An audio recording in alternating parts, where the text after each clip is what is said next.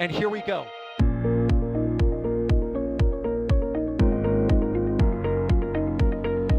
There's the W. Here's ignition. Roger, roll, Atlantic. Doubling up. Did he just do a Kerbal? Back to the moon and beyond. Put that in the big bag, you know. Back at home, we all have a lot of work to do, but from here, that sure looks like a perfect flow. Propulsion continues to be normal. We did have an observation. Equalize. 343 unfolds to go. It's orange. Water towers can fly!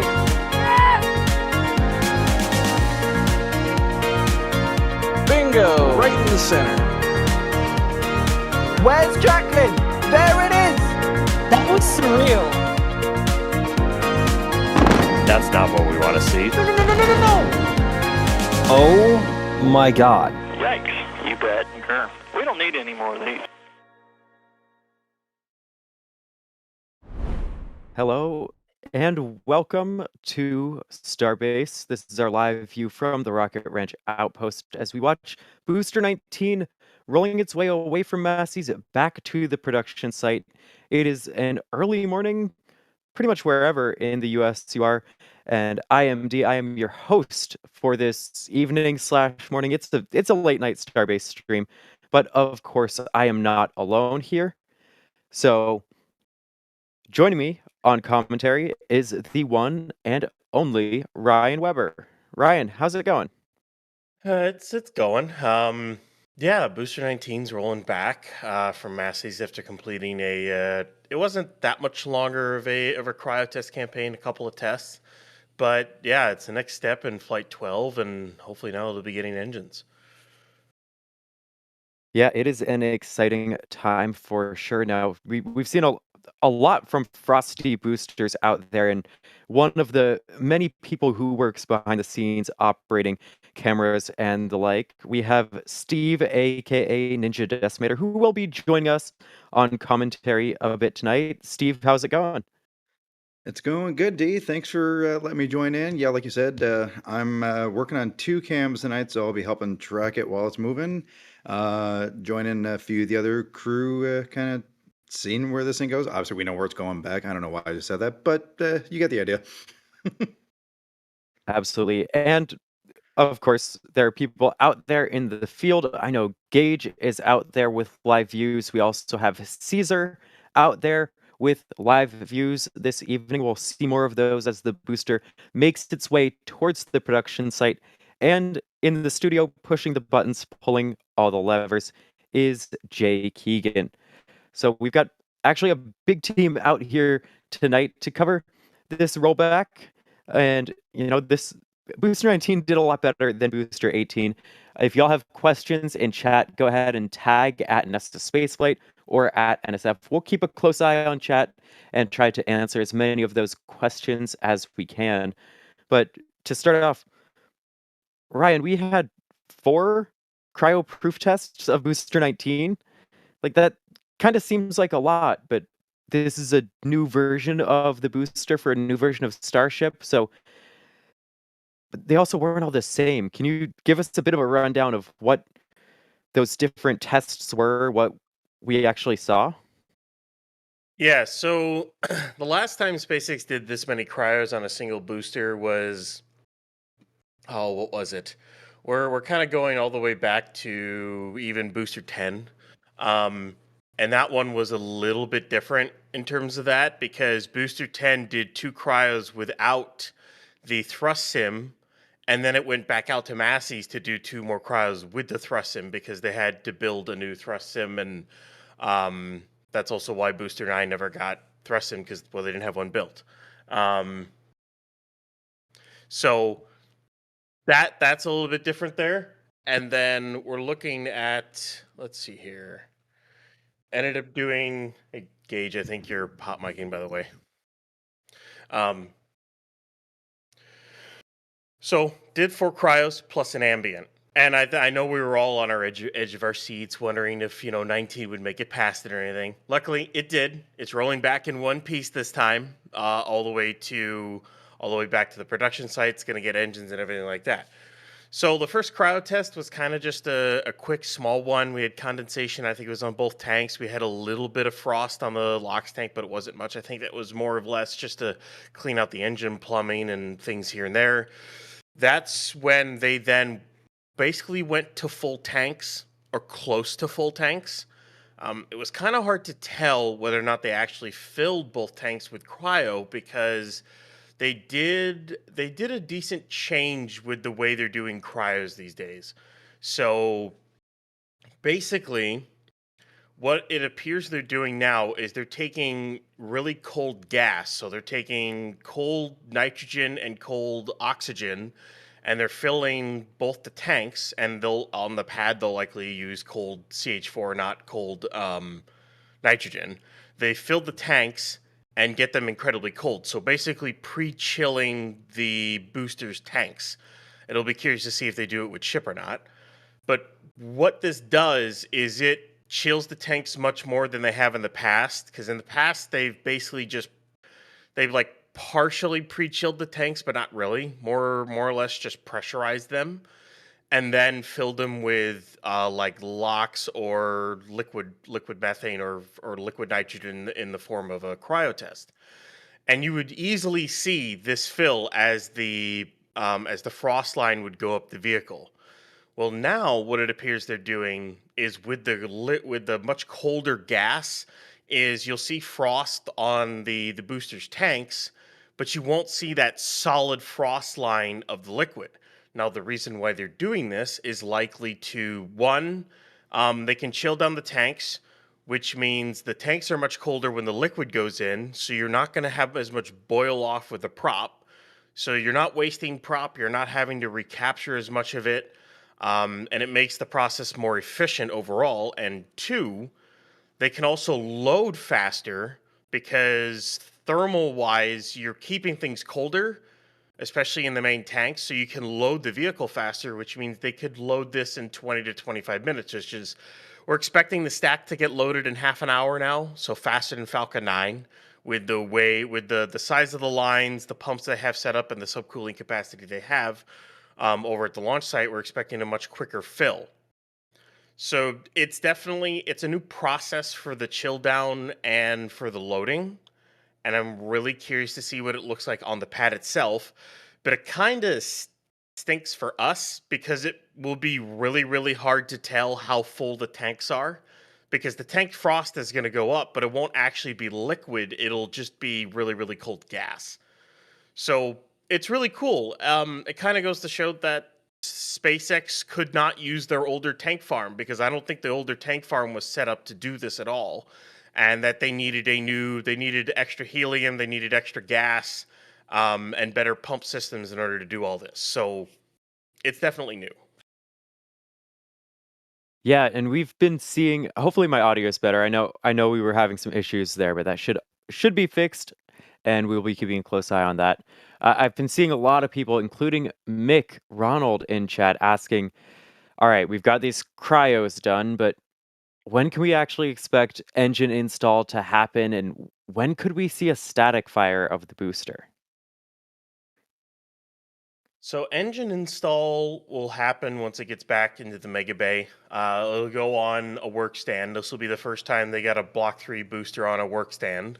They've got them all modified with new work platforms and everything for better access compared to past blocks or past versions of the booster. It'll likely start. It could start as early as tomorrow during the day, for all we know. The biggest question becomes is how long will it take them to install all 33 engines, plus any of the other pre-static fire stuff they have to do, which we don't know everything that they have to do to the booster to get it ready for that. It definitely is going to need grid fins in order to be placed on the pad. So it'll likely get its grid fins and it'll get its engines and probably some other checkouts and other things. And then there's a little bit of shielding that they'll probably install. They may wait until flight to install all of it. They may install some of it as testing, but they don't need all the shielding for a static fire. That can wait until before their flight. But my guess is they're going to want to get this booster out to the pad as quick as possible because they need to test the pad systems with the booster, because this is a brand new booster, brand new pad, brand new tank farm. There's a ton of changes, and it needs to get tested before they can even think about flying. So I'm hoping maybe 2 to 3 weeks until the booster's out there, and it'll likely be out there for a while. They'll do probably they'll probably do an ambient pressure test. They'll probably do some tanking tests, maybe some spin primes, and maybe even a couple of static fires with the booster before it rolls back for pre-flight testing or pre-flight work in the Mega Bay. But maybe a couple of weeks, something like that. Okay. You're still rooting or expecting a June launch window? Because like, I think they could squeeze it in towards the end of March with those timeframes. That I feel like that'd be a bit tight. I'm thinking April is at the earliest. I don't think they'd make it into March. I think we see the boost.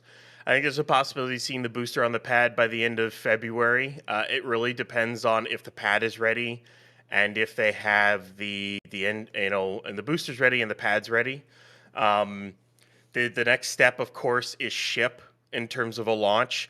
Ship hasn't been cryoed yet. It hasn't been static fired yet. There's a lot of testing that it needs to do with the static fire stand, because that truss section they're building is going to be like chopstick testing, and even testing we don't even know yet, because we're still trying to figure out everything that they're building that thing for.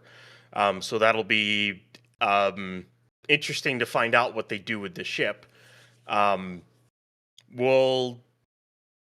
think it'll be mid to late April at most. So we're still talking 6 to 8 weeks away, at least. So, or even more than that. But things are going to start to pick up. It's nice. A booster is cryoed.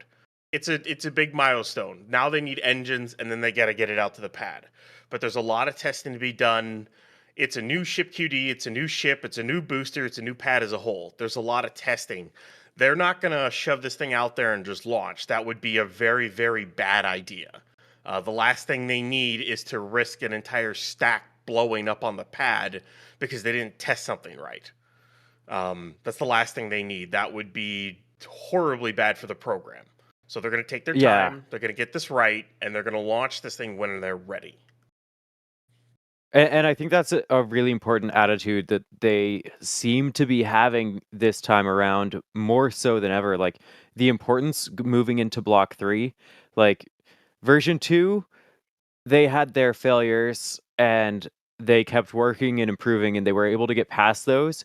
But as we get closer to now a whole new version of the booster and ship again, they need to get these ships caught soon. They need to start recovering all these boosters, and they need to make solid progress. As Starship is an integral part of the Artemis program, and we've, even on the Space Coast here, we've been seeing Starship improvements continue to happen, work on the tower out at 39A, and no doubt we'll have a whole bunch more as Starship makes its way here as well. But they can't move Starship here until it's tested and known to be successful out there at Starbase. That really is their testing ground. You can't have a rocket at 39A.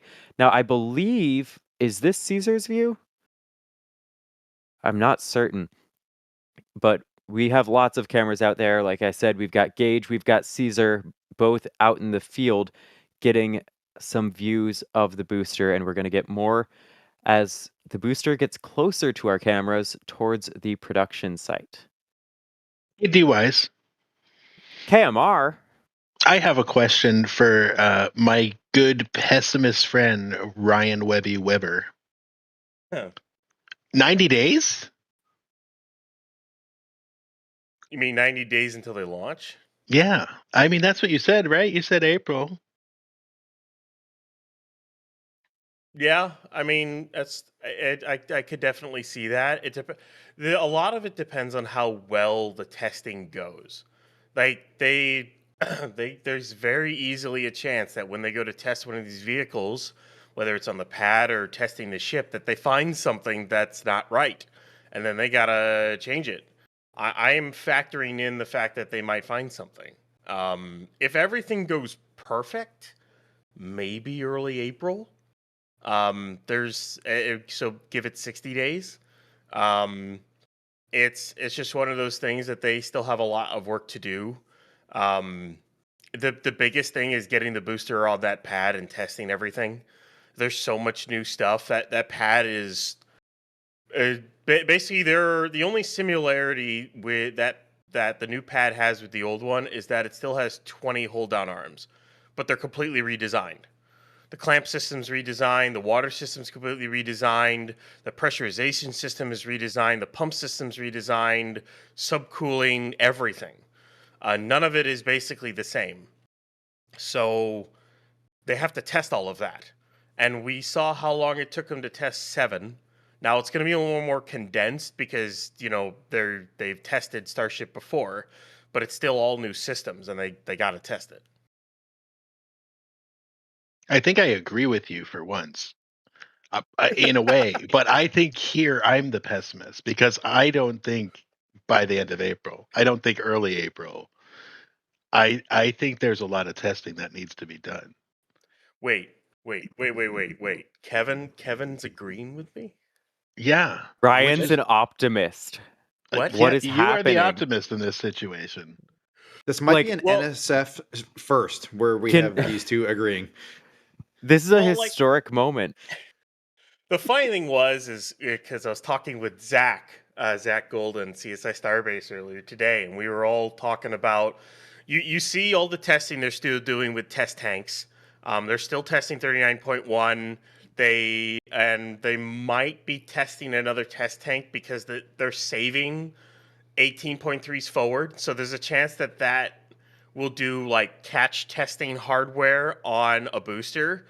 But luckily, they don't need to test that before Flight 12 because they're not catching. There's basically a 99.9% chance, I would say, that they're not catching this booster. It's going to get dunked in the Gulf because of the new landing profile and glide back profile they have to test. So technically, that testing doesn't have to happen before this flight, but it would have to happen before Flight 13 if they want to.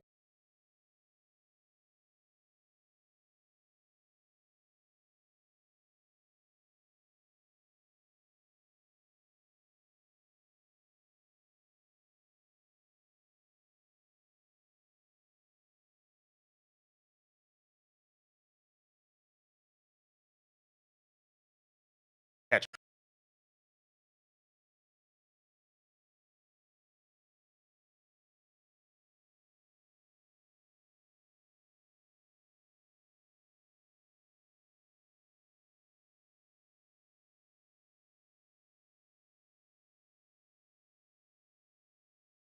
They would have to rush to finish that, do all that, static fire test it. Oh, and I haven't cryoed it yet. Put the, there, are we back? We back, everyone? Did it just, okay. We might have had a blip. Let's see. We did have a back end crash there, but everything should be good if we're good. I see 5x5s in chat. So we are back. Don't worry. We're keeping a close eye on that.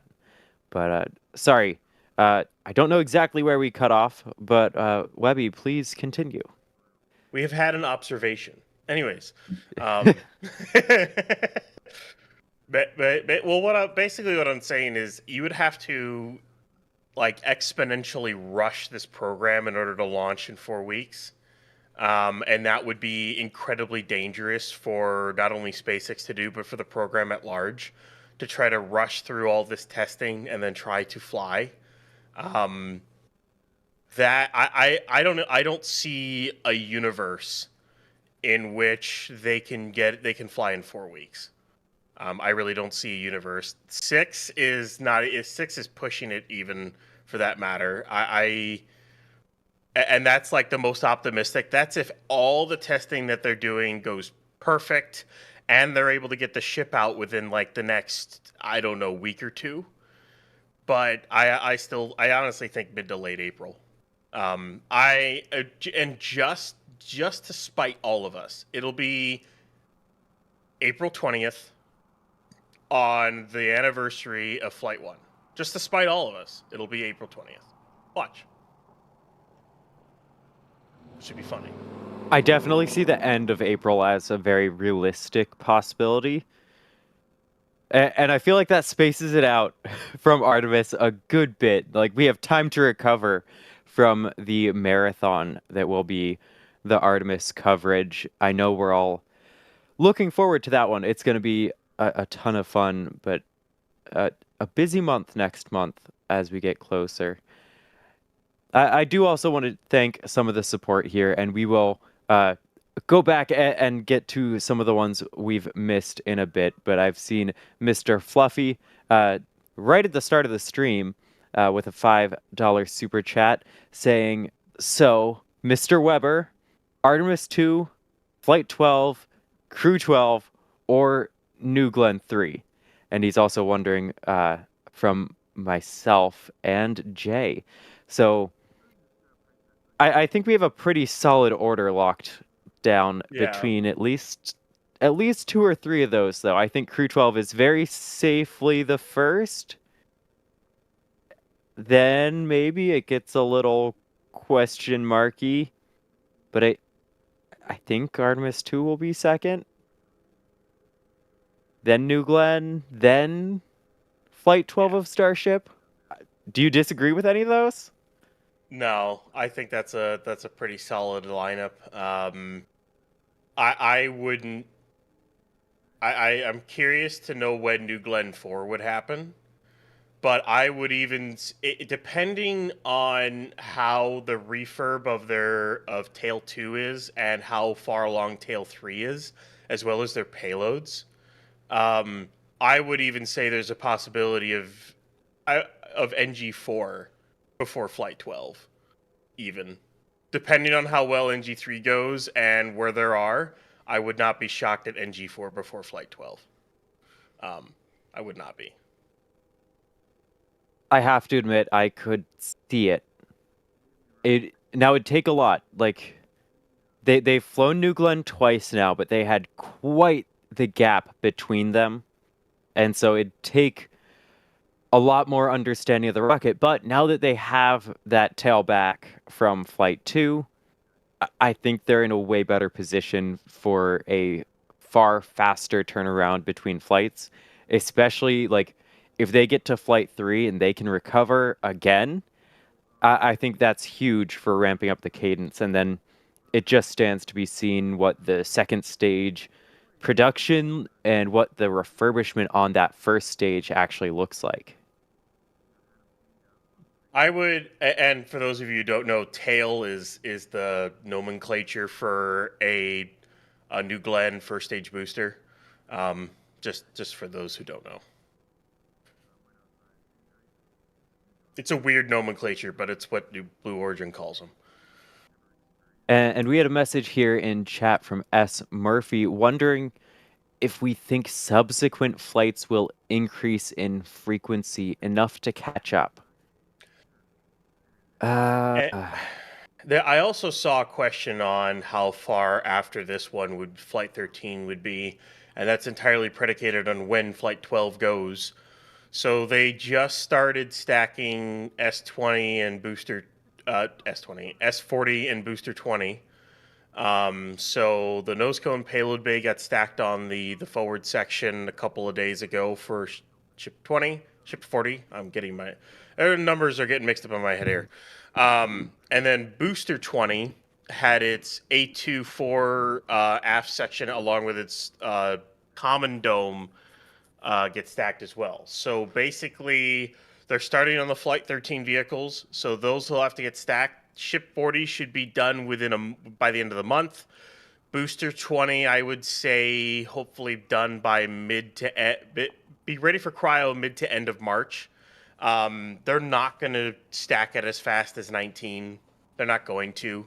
I think the more I think about it, I think stacking 19 that quick was a stunt. Is that they then spent 4 weeks finishing the booster off. So basically it took 2 months to stack it and get it ready for cryo. I think that was a stunt more than anything to say, hey, we stacked another booster by the end of the year, and then it took another 4 weeks to get it ready for cryo. I think 20 will be ready for cryo maybe middle end of March.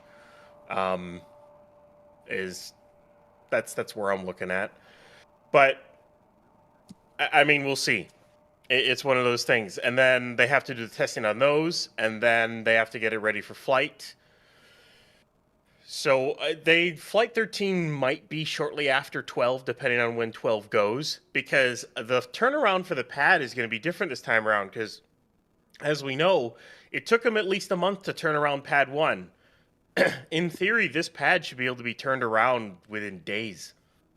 They'll know more after the flight on what needs to be refurbed and what not, because they need to learn about this pad. So don't be surprised when they do modifications to the pad at times after these, especially after the first few flights, as they learn how to refurb it, as they learn how certain parts of the pad is working compared to others. And it'll definitely help inform them on modifications to the pad at 39A, both pads at 37, and the redesigned pad for pad 1. So they got a lot to learn for flying and refurb and turnaround time. So we'll have to wait and see. Yeah, I think it would take a lot for New Glenn to catch up with Starship's flight rate, to be totally honest. And that's not a knock on New Glenn, but they're still at very different stages of development. Like New Glenn's flying payloads, they have one launch pad, but they're flying customer payloads already, and they're really into the operational stage of the rocket, even though they're not quite yet operationally reusing first stages, whereas SpaceX has the benefit of still being in the testing and production side, figuring out the rocket, but already having reuse under their belt with the first stage. So they have to do less production for each flight, and they don't have to be remotely as risk averse as Blue Origin has to be. They can speed up timelines if they really have to, and while that could lead to setbacks in certain cases, it doesn't put customer payloads at risk yet. They're still just figuring out the rocket. So I think SpaceX with Starship is going to continue at a higher rate than New Glenn for a minute.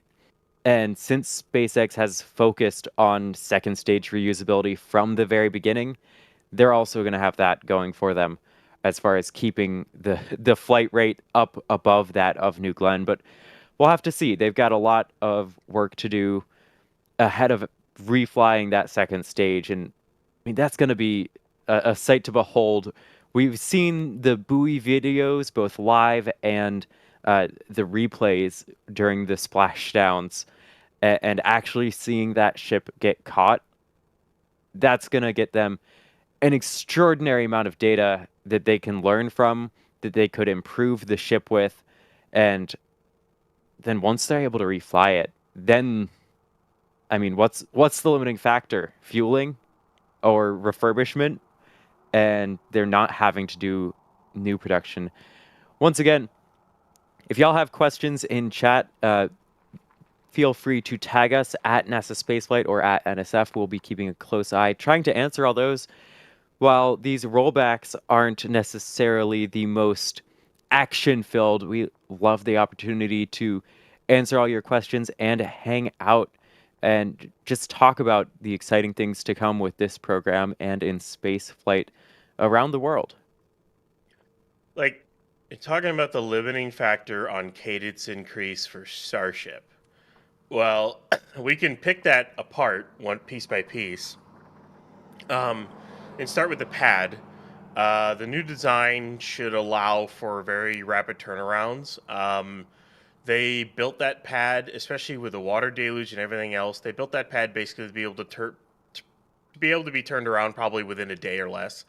With the amount of water, we'll have to see how it fares after a couple of launches or even after a single launch. But I think they built that pad to basically be turned around within a day. Now, in terms of the vehicles, well, we don't know how long it'll take to turn around a Block 3, let alone a Block 4. That's going to take flying and learning and, doing some iterative design changes to the boosters and ships. The heat shield for ship is going to be the biggest question mark on turnarounds. They still are learning how to do that. That's building a fully reusable heat shield is not easy. Shuttle engineers will tell you that. Anyone will tell you that, basically. Anyone who's tried to. So that'll be a big thing. And then booster, they know how to do turnarounds with boosters with Falcon 9, but Super Heavy is a whole nother beast because it's stainless steel. The regime it goes through is a little bit different because it doesn't do a reentry burn. So that'll be fun to find out. In terms of propellant, if we take the ASU at Starbase alongside what the final upgraded tank farm should be at Starbase, it'll probably be 2.5 launches worth of propellant they'll be able to have on hand at any one time, give or take. At least that's what the capacity they'll want. That'll likely be what the capacity is at 39A, and they might go for a little bit more at 37, but doing more than 2.5 kind of, it's hard to keep that much cryo fluid cooled. You have to have an increase in systems in order to boil it off and keep recondensing it and keep cooling it and keep it filled. So there's kind of that sweet spot is it's probably be about 2.5 launches worth. Now, in terms of getting enough prop, well, the ASU at Starbase can do, based off the compressor size, it should be able to do about 1 launch's worth of propellant. So you're talking, and this is just LN2 and liquid oxygen, worth 1 launch worth of that every 3 days, give or take, which is a decent cadence for Starbase, considering Starbase is currently only set to do 25 launches a year. Now for liquid methane, they'll have basically methane liquefaction stations that are going to be set up at Starbase, and they'll bring in a natural gas pipeline to Starbase, so they'll be able to liquefy methane at the launch site once it's all done, but we're a couple of years away from being able to do that. So you won't have to truck it in as much, or truck it in at all. They'll likely set up the same thing for 39A and for 37. So prop is going to be a big question mark. They're not going to be able to do multiple launches in a day. I don't really see how that's possible unless they have a line of semi-trucks just going. I don't really think they could. There's a massive logistical issue with that. But as for launching a couple times in a week, sure, they should be able to pull that off with prop. And then, I mean, the other part of that is missions. Well, you're going to have tanker missions out the wazoo to refill depots for missions to the moon, which I guess is the moon. Well, we can talk about that. The moon is now a priority over Mars, apparently. Mars is now on the back burner, is what it sounds like, and the moon is a priority. So that's something we could talk about here in a little bit. Yeah. Yeah, that's a pretty big shift in priorities. It's a big shift in the last year because, and we don't need to go too deep into it, but I think it was like last January, Elon was saying the moon was a distraction. But at this point, I mean, just over a year since that point, he has said that the moon is the more immediate focus to get a base going there. And I'd be interested in hearing your thoughts, but I think it makes sense. Like, we're able to launch to the moon so regularly. And so now, even if you look at the SpaceX website, they're talking about launching uncrewed missions to Mars this year still. I don't know if that just hasn't been updated. We'll have to see. And Mars still remains the long-term goal. But focusing on the moon in the short term, getting, I don't even want to say testing, because is it even testing at that point? But being able to make a base on another planetary body with the moon is going to be a whole lot easier than Mars. And the whole point of the Artemis program is going back to the moon and beyond. So I think it makes sense to actually get those bases started, get that figured out, and then move onward to Mars once we're at the moon, because I don't know how much does the direct to Mars make sense if we send someone there, and I don't know, new stuff is discovered, but I don't know, that might I'm sure there are a lot of opinions on the immediate goal, but what do you think? I think in my idea is, I think yes, the moon makes more logical sense to focus on than Mars, and here's why. This is like a thing for like the flame trench here. This is like a topic for that, which will be an interesting topic this week. We'll go with that. So basically, going to the moon is a lot easier because you can do it every 2 weeks, and it only takes 2 days to get there, as Elon recently explained in a post. And as we know, it's a lot easier to get there.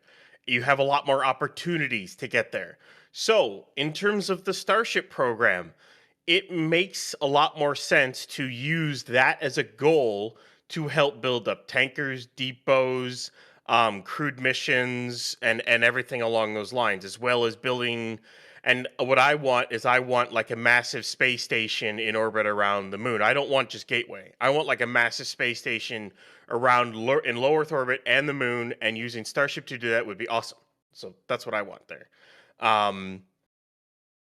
You can help build up the Starship program in that sense. So basically, if you're trying to aim for Mars right now with the Starship program, it makes zero sense whatsoever to do that right now. I'm sorry, it makes no sense whatsoever.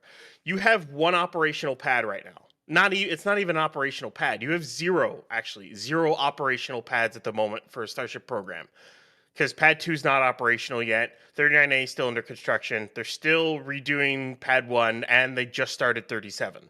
So they don't really have any pads to do anything with. They have one production facility that's up and running, and it can't do that many ships or boosters in a year. Maybe 12 to 14 ships at most in a year, and maybe like 8 to 10 boosters in a year. And that's maxed out capacity with the mega bays. That's not including the gigabay, because the gigabay won't be really fully operational for a few years, because the amount of work stands and work platforms they have to do to build it out is going to take a while. So there's a lot they have to build out in order to get the Starship program to the point in which it makes sense to then send dozens of ships in a single Mars window, because you only have a small window every 26 months to send stuff to Mars. You only have a window. So you need to be able to have a program that's built up and capable of sending all that stuff in that window every 26 months. And Starship is nowhere close to that. Not even close. Like it's nowhere close to being able to do that. If your plan is to really build a colony on Mars. The better goal is the moon, because you can do it every 2 weeks. So why not use the moon to help build it while your program's building up? Use going to the moon as a way to learn how to do tankers, to do depots, to do crude ships, to do HLS, how to learn how to land with the Starship, how to learn how to do all of that. In the meantime, you can send, practice missions to Mars.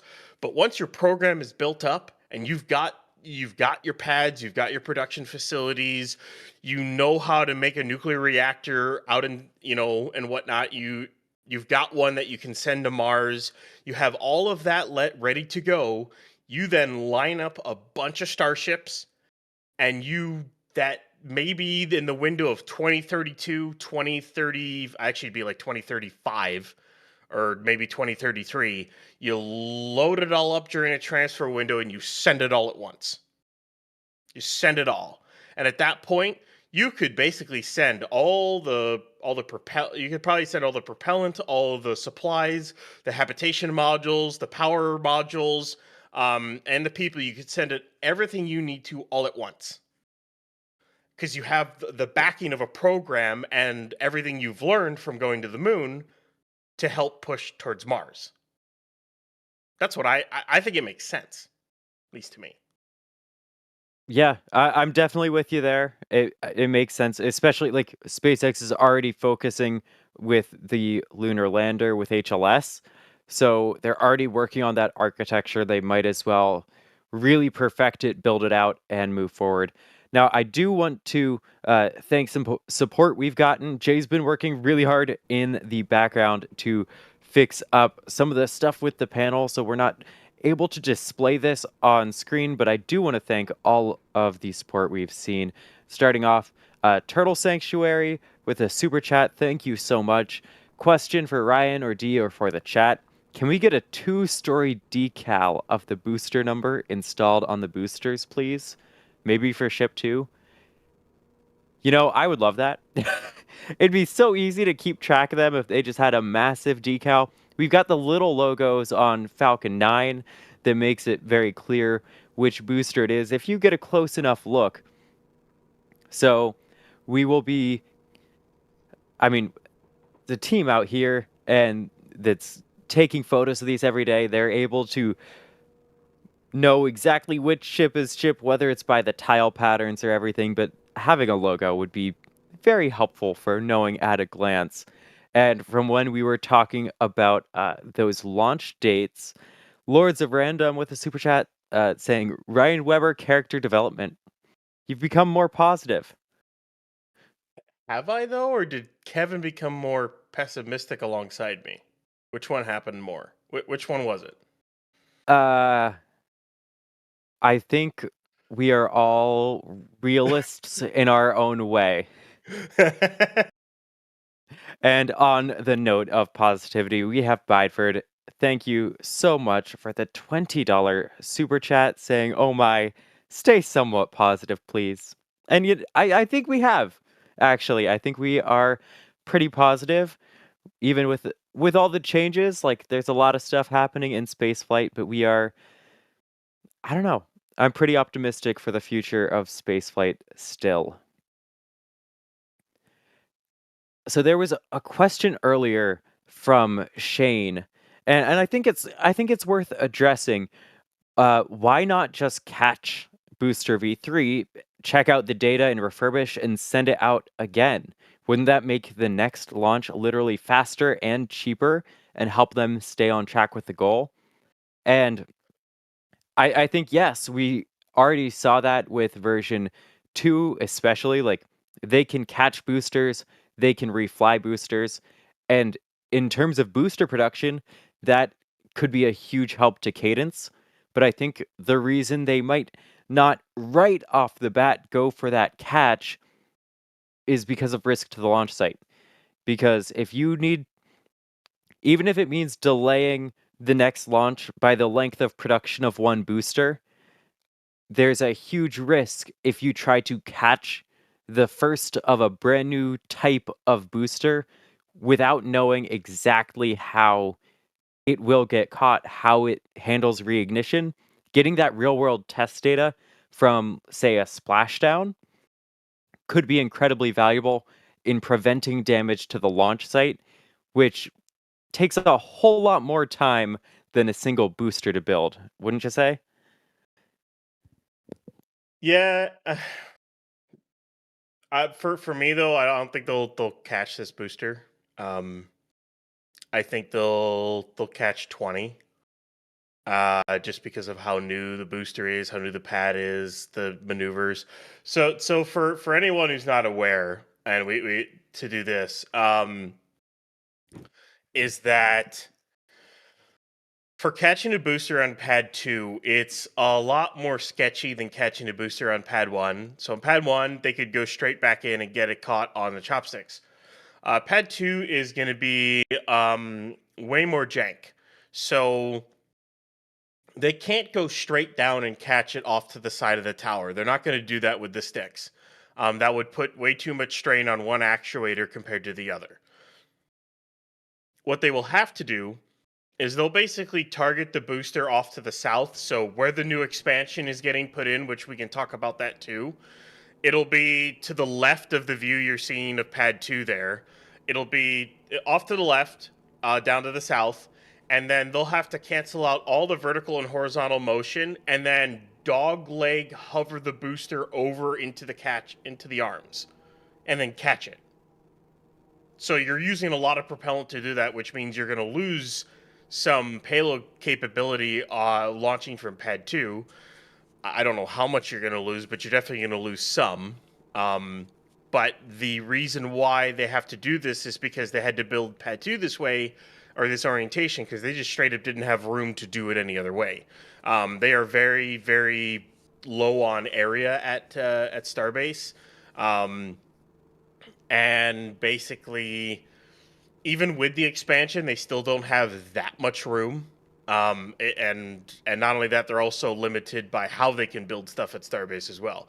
So there's a lot of little things here and there just because of where they've decided to put this facility.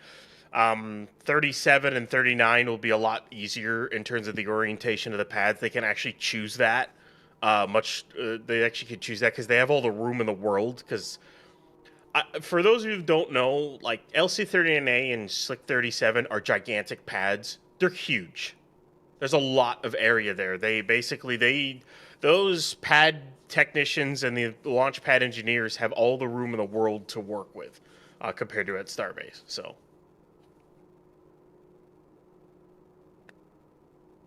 Yeah. Now, speaking of room, we've seen pad expansion work actually, and I'm putting Jay a little bit on the spot. I'm sorry about that, Jay.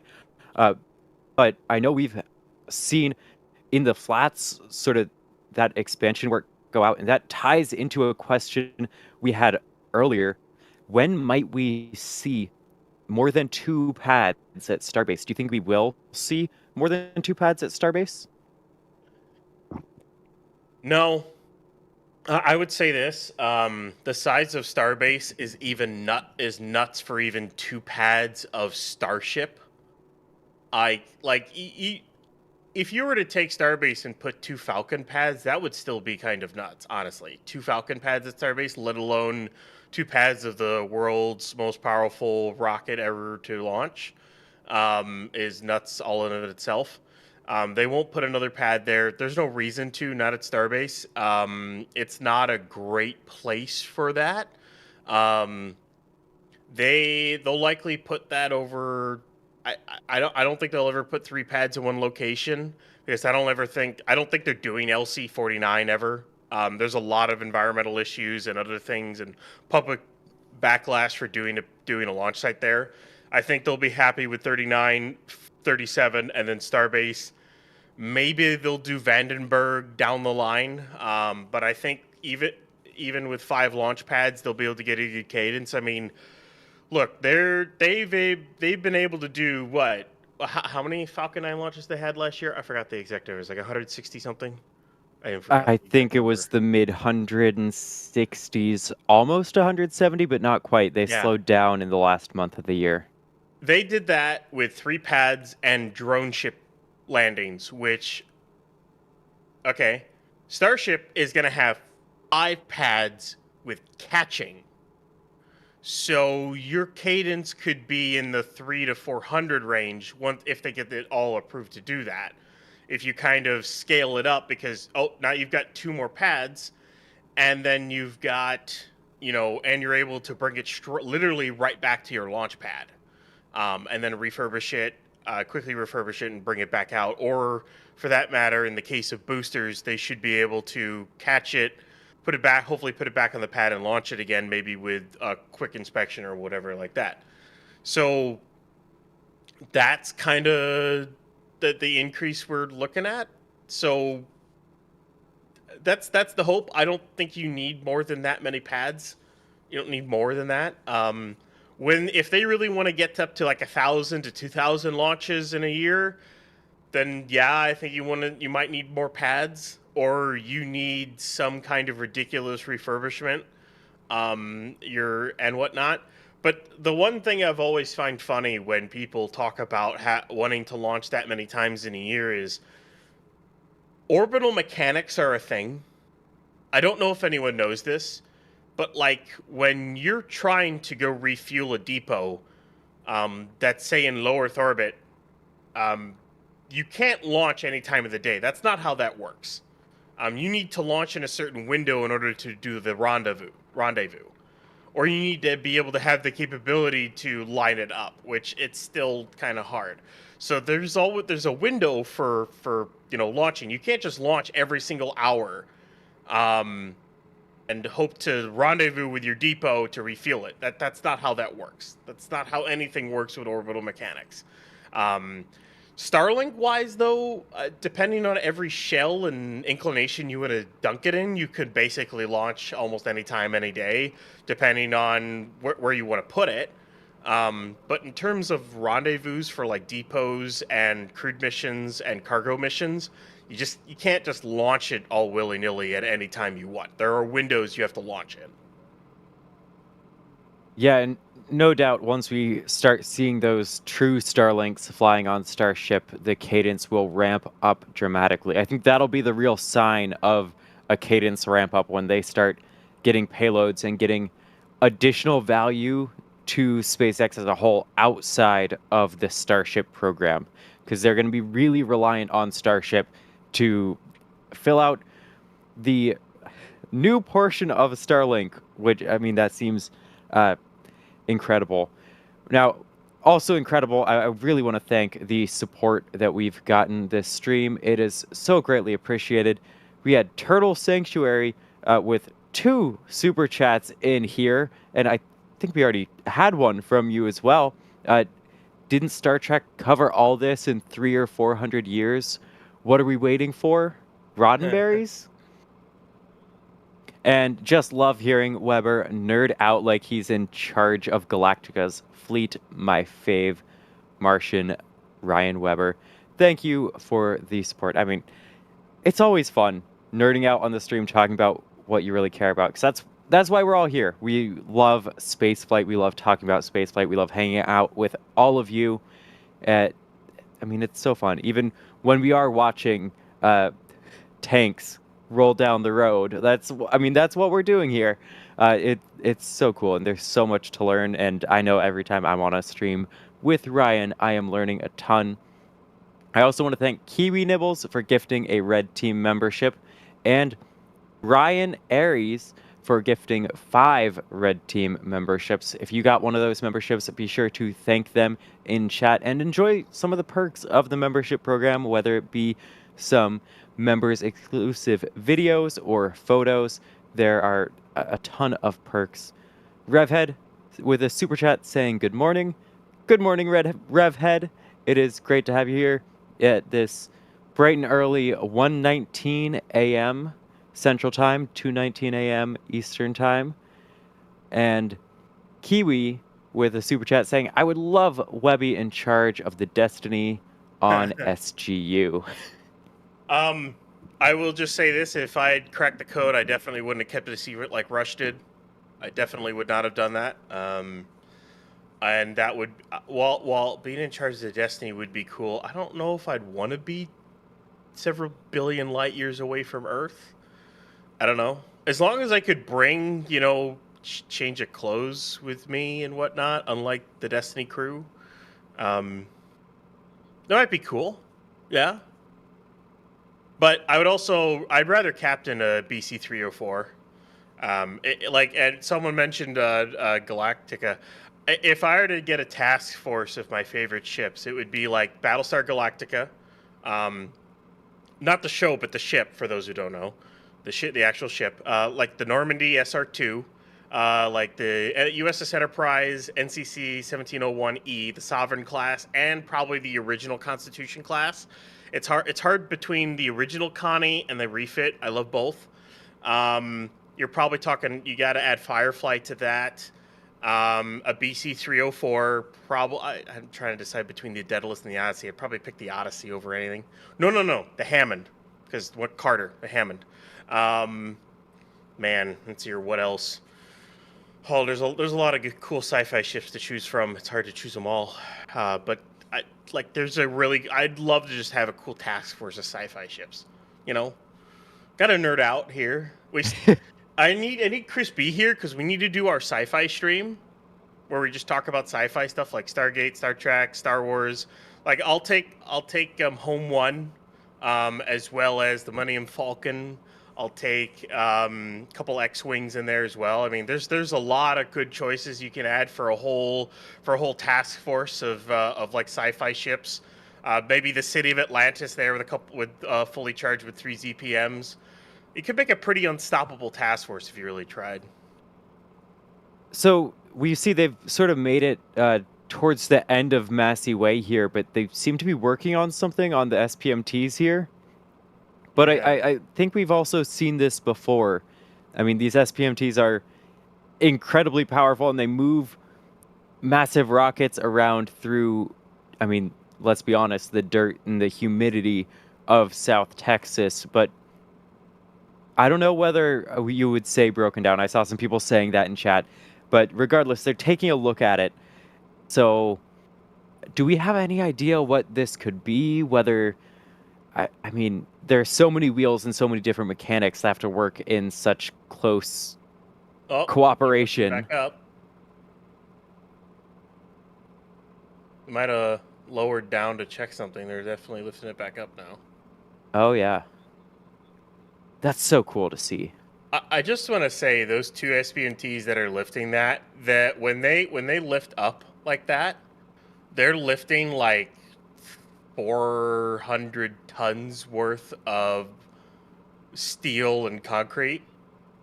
Because I think the bottom of that Brussum stand is filled with concrete, if I remember correctly. It helps basically keep weight down so that they don't have to put as many counterweights on the ends of the SPMTs. And then you have the full booster up there. So yeah, they're probably lifting 400 plus tons of weight above them or more, you know? And it's kind of nuts to think about it, that it's doing it that easily. And they do it so fast. It's not like you see them build up torque. No, they just like start moving up, and they're moving up, and you could even see some flexing in there. That is absolutely wild. Waiting for it to go on Highway 4. Just to let everyone know, once they get onto Highway 4, they still have like 2+ hours of rolling to do. So we got a ways to go. But now that it's off Massey, we should have these up-close views, which are excellent. And I just have to thank Gage and thank Caesar and thank the cam ops in the back channel. I'm not sure who all's working right now, but Steve, are you still on comms with us? I'm still here. All right. So, I mean, you're getting to take some up-close views at these SPMTs too. Like, what do you think of them? Oh, they're just absolutely massive. It's impressive that, relatively small platform, but I guess all things considered, can hold up the weight of that thing and move them across, wrecked pavement and everything. I haven't been down to Starbase yet, and I can only imagine, just from what I've heard, how bad the roads are. And these things just move that ship, relatively effortlessly. Albeit right now we're looking at a guy underneath the booster there to look at things and everything. So I'm wondering if they're checking for like a leak or something like that, or seeing what's going on underneath there. Because I see like a puddle or something like that underneath. Yeah. I'm wondering if that's from one of the motors there or whatnot. I don't know. I wouldn't read too much into it. We do see the water. It looks like there are like two different locations of water, but I mean, even if it's just rainwater that's built up and now that it's shifting, it's starting to drip off or something like that. I don't want to speculate too much, but it could definitely be water. When they go to cryo these things, it freezes a lot of the condensation of the air, and then it all freezes in locations, and then water can start to build up and cool up in locations. So there's a chance that the cryo stand itself is kind of leaking a little bit. They're decided to block our view. Nice, thank you. They're probably moving back off the road a bit. If they're working on the SPMT, it might make sense to move that light truck back and let vehicles pass if they still can, perhaps.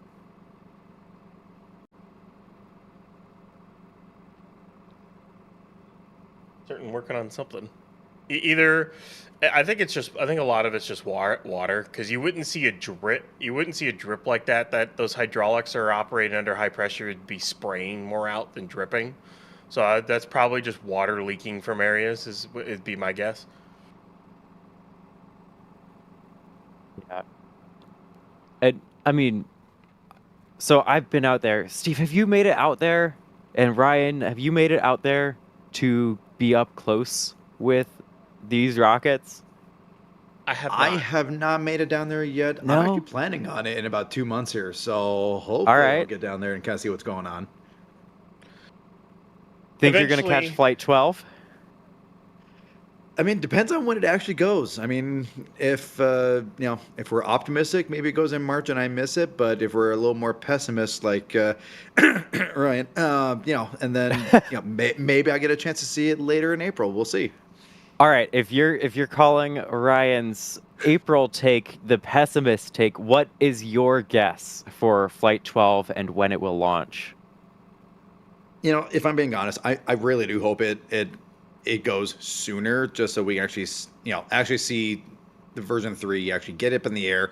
SpaceX can start collecting data and start making changes as they need to, start ramping up the production and get it going. If I'm being a little bit more, I'm suddenly losing the word because it's 1:30 in the morning here. Greedy. If I'm being greedy, I would hope that would be later in April, so that while I'm down there, just coincidentally, I can actually see a launch. That would be really cool. Yeah, we all want to definitely see it launch, and it's been, I don't know, we had a couple really fast months, and we've also had quite I'd say it's been slow since Flight 11. What was that?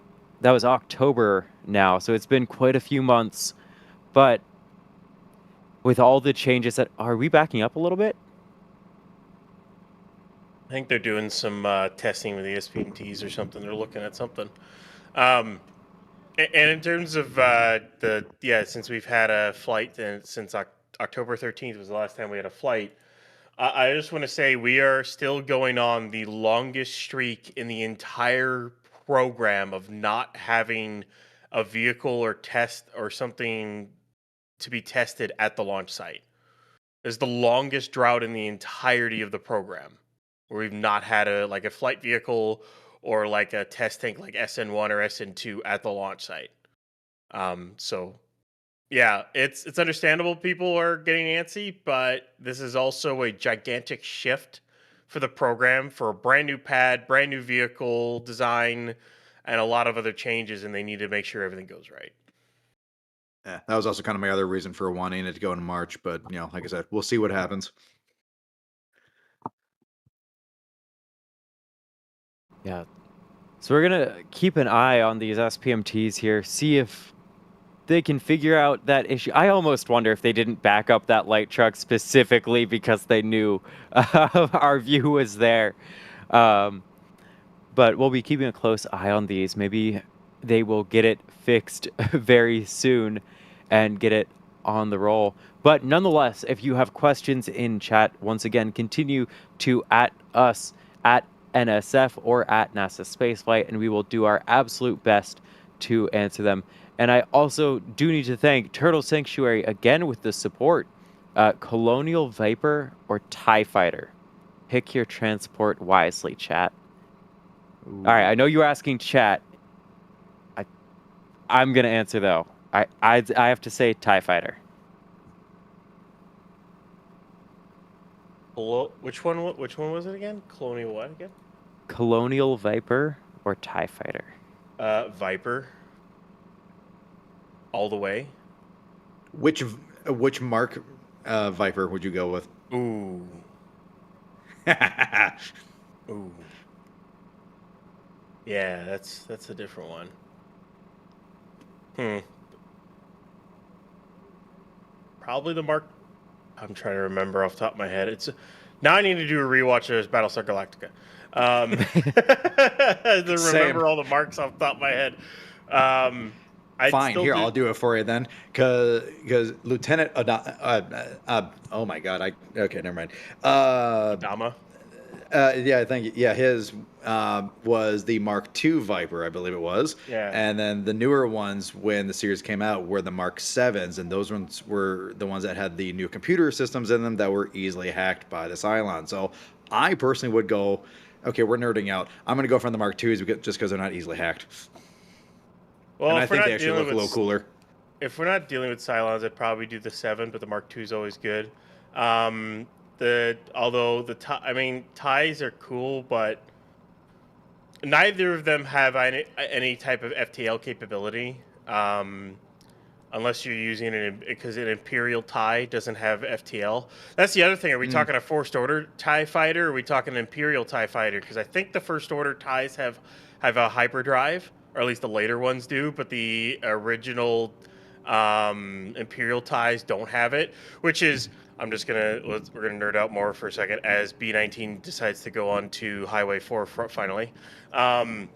Yay. Is that during the Rise of Skywalker, Kylo Ren gets an Imperial TIE fighter from the Death Star wreckage and then flies it to Exegol. Those don't have hyperdrives. Yeah, that's true. So, like, that entire trilogy was pure garbage. The sequel trilogy, oh my God, it was pure garbage.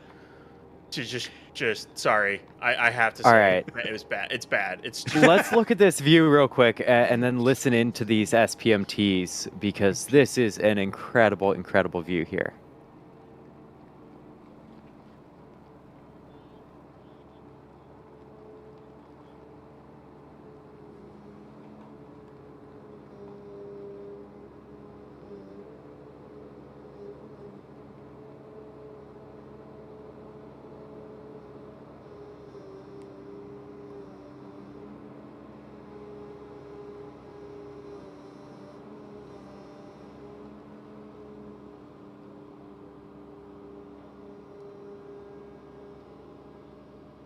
I love seeing each of those individual wheels turning a different amount to make their turns.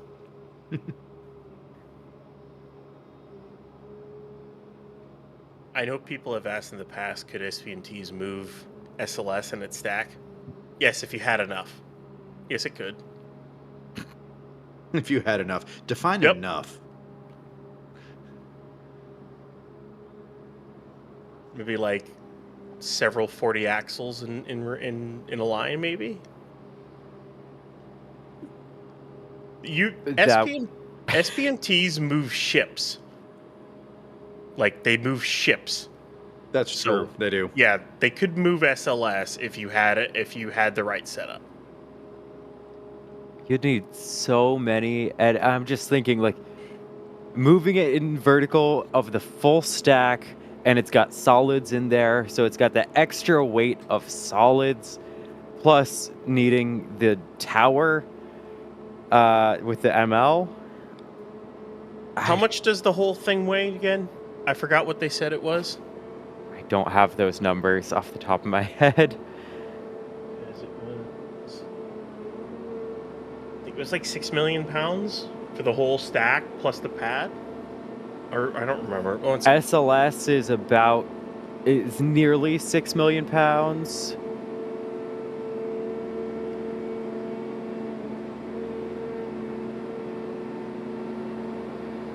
Look at those chines. 11 million pounds. So.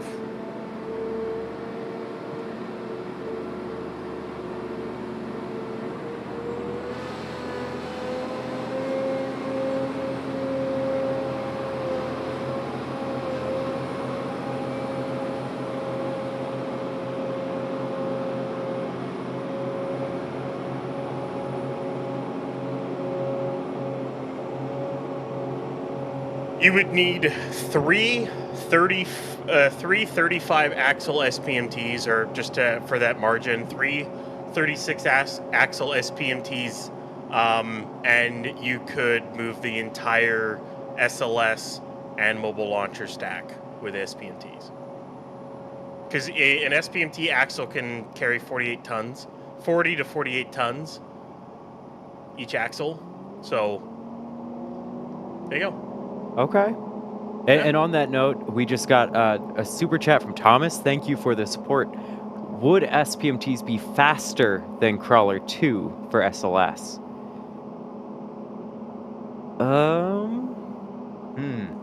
It might. I think at that point you really have to consider the wind, because you have to consider also, like, the Crawler can move a lot faster when it's not moving the ML and SLS. It's dealing with all those forces and making sure you're not putting extra stress on SLS.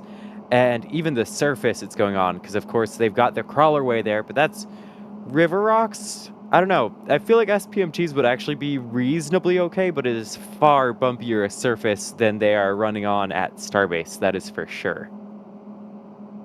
In fact, some SPMTs can hit 60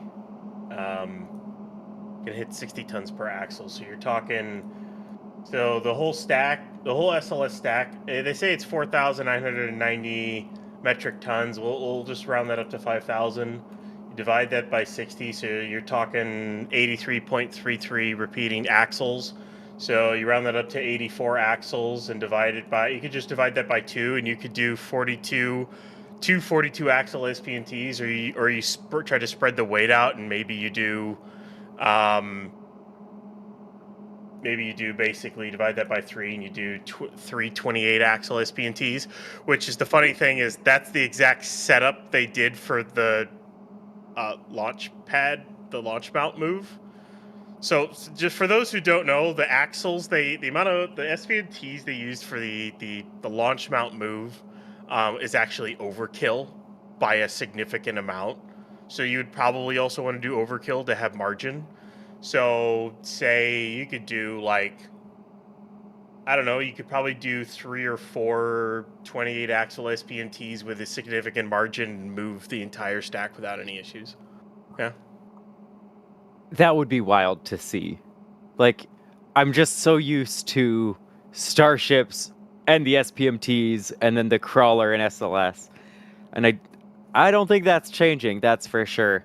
But we'll, it's crazy to think that is, it would theoretically be possible. Now, we have some more support I want to thank. Shay's still absolutely working, like, so much in the background, getting everything working, but I don't want to miss this support. Mr. Fluffy asking favorite shuttle and go. Atlantis.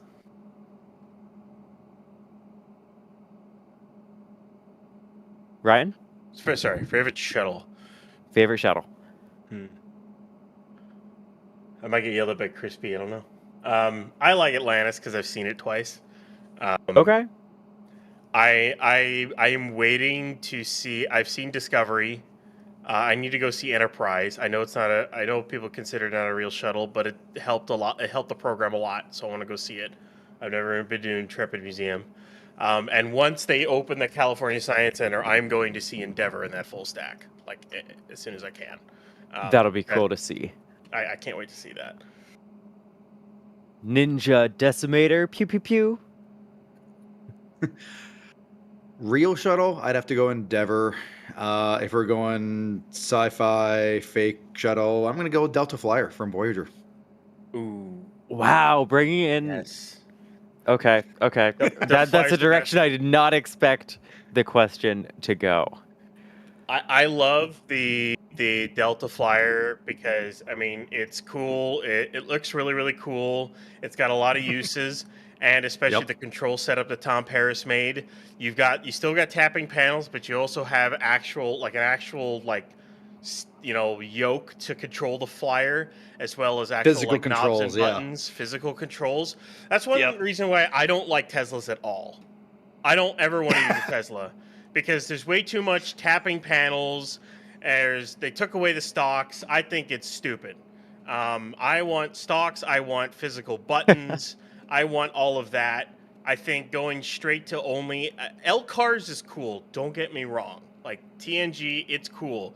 But this like seeing Enterprise, like the NX class or the original series, having knobs and buttons as well as tapping panels and screens. I want that combination. That's way better than just tapping panels. I'm sorry, it's just way better. I would agree. I would definitely agree with you on that one. Right. A bit more sorry, sport. Sorry, D, that one's on me. You're good. Y'all are all good about that. Like everyone, I've seen a couple messages. I think I have one to read here about just enjoying the nerding out, and I certainly enjoy the when passion really comes out and conversations are sparked. That's when we get the best conversations, and I know that's why all of you are tuning in to this late night stream. Thank you for being here, and thank you to 49 Winchester for becoming a Pad Rat member. Thank you to Chromatic, I recognize that name, for gifting a membership. And thank you to Flipper79 for gifting 5 Red Team memberships. If you got one of those memberships, be sure to thank them in chat and take a look into the members section. Enjoy your members' perks. Yes, and Turtle Sanctuary with a super chat. Again, Turtle Sanctuary, thank you. Saying, I'm so sorry to let them nerd out, but these are my best memories. Thank you, NSF. Thank you for being here and enjoying and the support. It means the absolute world. Now, Rambo had an interesting one tying back to the SPMT's moving SLS. One of the perhaps more challenging parts of moving SLS is they've got the ramp up to 39B that they have to go up. So would the SPMTs be able to hold the angle necessary to get SLS up that ramp, Ryan? I don't know if you had a chance to figure that one out. That's the biggest question mark out of everything. I don't know if they can. They might be able to. I'd have to look at all their specs and see what they can do.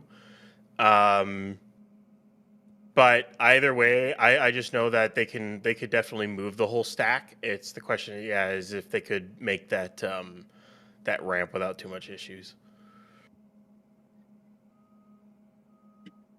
Are we on? Is this Caesar's view now or Gage's? But we've been getting a lot of views here. Thank you to the team out there gathering all of these views. It's hard to express just how imposing the booster becomes when you get close to it and you can actually see right up to the booster. That's Gage's view. Thank you, Gage. I know he's out there. It's 1:44 in the morning now, and we've got the team out all the time for these. I mean, every event you can see. So thank you to the team. So we've got some questions. If we missed some of your questions, feel free to drop them in chat. Again, we're doing our best to not miss any of those. Per Curious is saying that Moon is priority for the mass driver, and we've gotten a couple comments about the benefits of the Moon in the near term and being able to get a lot of mass up there quicker. I don't want to spark that discussion up again too much, but I mean, we can get a lot of mass to the Moon a lot easier than Mars, even though Mars does have the benefit of some atmosphere to help with landings where parachutes are an option. Like SpaceX is really avoiding parachutes in their Starship plans. The biggest question mark I have for me, and we've only seen it in an FCC doc, so I'm waiting for SpaceX to talk about it more, is how many refills it's going to take to get 150 to 200 tons of the Moon. Because there's some indications that it's going to take 2 depot refuelings to get to do a full TLI burn. Some of them indicate it was an FCC filing a long time ago that they were going to have to do a LEO refuel with a depot and then a high Earth orbit refuel with a depot before they finish off the TLI burn. So I'm waiting to hopefully SpaceX will talk more about it at some point. Maybe we'll learn more about it during Artemis 2. maybe during it, or maybe like right before it, during a launch, during their NASA stream, because they'll definitely be talking about later missions with Artemis. At least I hope they do. We'll put it that way. Or maybe SpaceX puts out an update during or after the mission, because they're an incredibly integral part with Artemis 3, because you need HLS to land. So yeah, we'll have to wait to see what they end up having to do, but it's a lot easier to get mass to the moon in general, because you have a lot more time to do it, because you have your windows every 2 weeks, not every 26 months.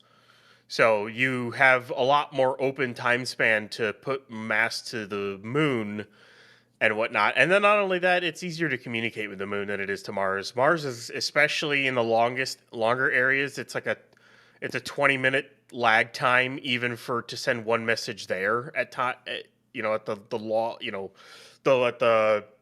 longest distance periods. So just the moon is easier to start with, and then you can build from there. I think that communication is something that perhaps isn't addressed quite enough in terms of just the human connection factor. When we actually go to having these civilizations built off of our planet, I mean, being one of the first people on Mars, you better be good friends with the people who are there on Mars with you, because you're not going to be holding a verbal conversation with someone back on Earth. Whereas on the moon, you can totally do that, especially if SpaceX branches out Starlink to the moon and beyond. And they have not just a high-speed connection, because the actual data rate matters for sending images, videos back, scientific information. But just having a higher data rate isn't that helpful when you have minutes of delay in that communication. You can't hold a conversation with that. Even if you can send a bunch of video back, there's no two-way communication. Now, we've been at this stream for a while now. I think it's important to just give a little bit of a rundown again, what's sort of going on. So we're seeing Booster 19 make its way back to the production site from Masseys. While at Masseys, we saw 4 cryo tests where we had a very frosty booster, lots of ice and clouds building up, and now it's still got work to do. It needs its engines installed, it needs grid fins and the like, but we had a question sort of tying into that. Will they have to repeat all tests at Masseys after engine and grid fin install? No. After engine and grid fin install, it'll go out to the pad. They'll do tanking tests at the pad, because it's a brand new pad, and they'll want to learn how to tank a vehicle on that pad. So you'll get, and tanking tests are different from a cryo test. I call a cryo test when you're loading LN2 and LOX in the tanks. A tanking test is loading actual propellant. So you're loading LOX still, but you're also loading liquid methane. So they'll do a bunch of those tests to nail down the pumps, nail down the loading sequence, and as well as just test everything, test connections, test communications. They'll do a ton of that stuff. You'll probably see the grid fins move on the booster as they'll test all that as well. It's going to be a very, very fun time when they finally get this booster on the pad, and I wouldn't be surprised if it stays out on the pad for a couple of weeks while they run through all the testing, and then they roll it back, get the pad ready for a launch, and then the next time you get a rollout, it'll be booster and ship, and then probably a couple of tanking tests with the booster and ship, and then at least one full wet dress rehearsal to nail down their countdown and everything on the new pad. So lots of stuff, but the booster should not need to go back to Masseys at all. The next booster to go to Masseys will likely be Booster 20, and that's not going to be for a little bit because, well, it's not even built yet.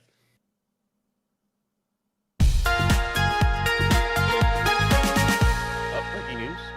Breaking news. Yeah, so if you take a look actually over on the Space Coast here, you see this transport of astronauts. We believe this is Crew 12 making their way to the launch pad for a dry dress rehearsal ahead of their launch later this week. So the 4 Crew 12 astronauts flew into Kennedy Space Center on Friday night, and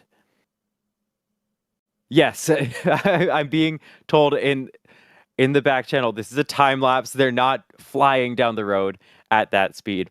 So they have made their way to Slick 40 to go through all the preparations, do a dry run of what will go on this coming Wednesday morning.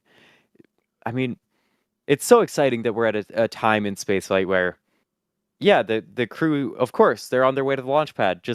It's just a practice. It's another crew launch. It's very exciting, but they're still going through all of these steps, making sure they are ready for that launch. They also had a static fire of that booster, I believe, earlier today. And so they're late last night, yeah. Yeah, so I mean, they're getting ready for that launch, so definitely stay tuned. If you don't have notifications on for the channel, make sure you have your notifications on so you never miss a stream. But we'll head back over to Starbase for now. I see the questions. Are they sped up? Yes, that video was sped up. It was a time lapse. I mean, it's exciting that we've got such regularity in spaceflight once again. I can't wait. I bet you can't wait, D, to see one of these boosters rolling down that same road to go to 39A. That is going to be a wild, wild day. Now, of course, I'm looking forward to it. I can't express enough how excited I am to see Starship make its way to the Space Coast, but not enough can be said for how accessible everything is out at Starbase. Like, oh yeah, you're able to get just as good a view from locations like Rocket Ranch for a launch as the press will get with credentials for launches here at the Cape. Like, huge thanks to the Rocket Ranch for letting us shoot from there, and definitely check it out if you're down there for a launch. And if you're down there going down the road onto the beach, you have such incredible access to seeing the facilities, seeing the work that is going on. I mean, it is changing every day. We did see the launch site expansion is underway, and no doubt as things continue, more walls will go up and that visibility will be blocked. So let's enjoy that while we have it and respect where we can and cannot go, because it can and will disappear in ways. But I mean, when else have any of us had the opportunity to see just this much of a rocket's development? Yeah, it's All right. not really. No one's really been able to be this close to a rocket development facility. It's kind of nuts, but SpaceX didn't really have anywhere else to do this kind of a test program. There weren't really many other options, and they were originally gonna put a Falcon 9 Falcon Heavy pad out here, and then they turned it into Starbase. So yeah, the plans for Starbase seemingly have been changing ever since their inception, but now that it's really, I don't know, grown its legs, grown its wings, whatever the saying is, like, it's great to see. And they are seemingly stopped there, but we will hopefully see them pick back up and get moving on their way back to the production site once again.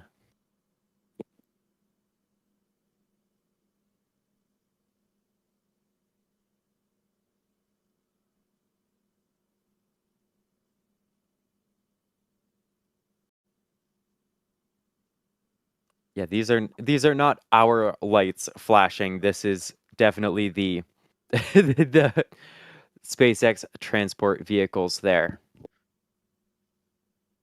Yeah, the transport vehicles, it always love to have flashing lights. It's kind of to let you know that there's a booster coming if you didn't see it, you know. It's yeah, there's a big tall, 70-meter booster coming 72-meter booster coming your way. By the way, it's kind of funny.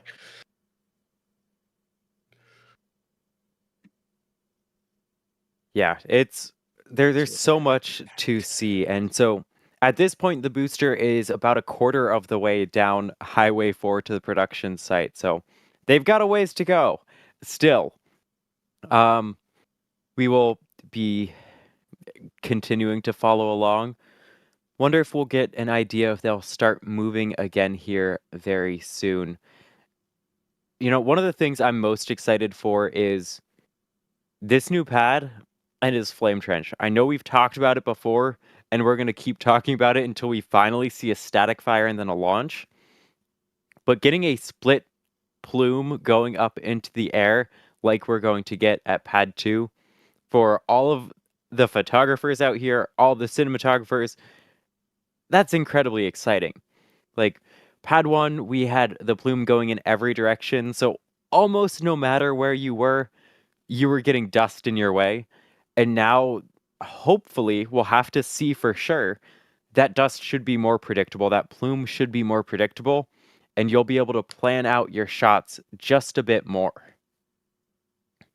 Yeah, I cannot wait to see how the trench looks with a static fire or a launch. The really interesting one will be how the plume interacts with the water, the steel plate on top. That's gonna have it's basically another water cooled steel plate. Um, I'm curious to see how much steam or whatnot's gonna be generated from that, and how it's gonna look. But like the initial ignition and liftoff, or a static fire with just plumes coming out from the ends, I cannot wait to see what that looks like.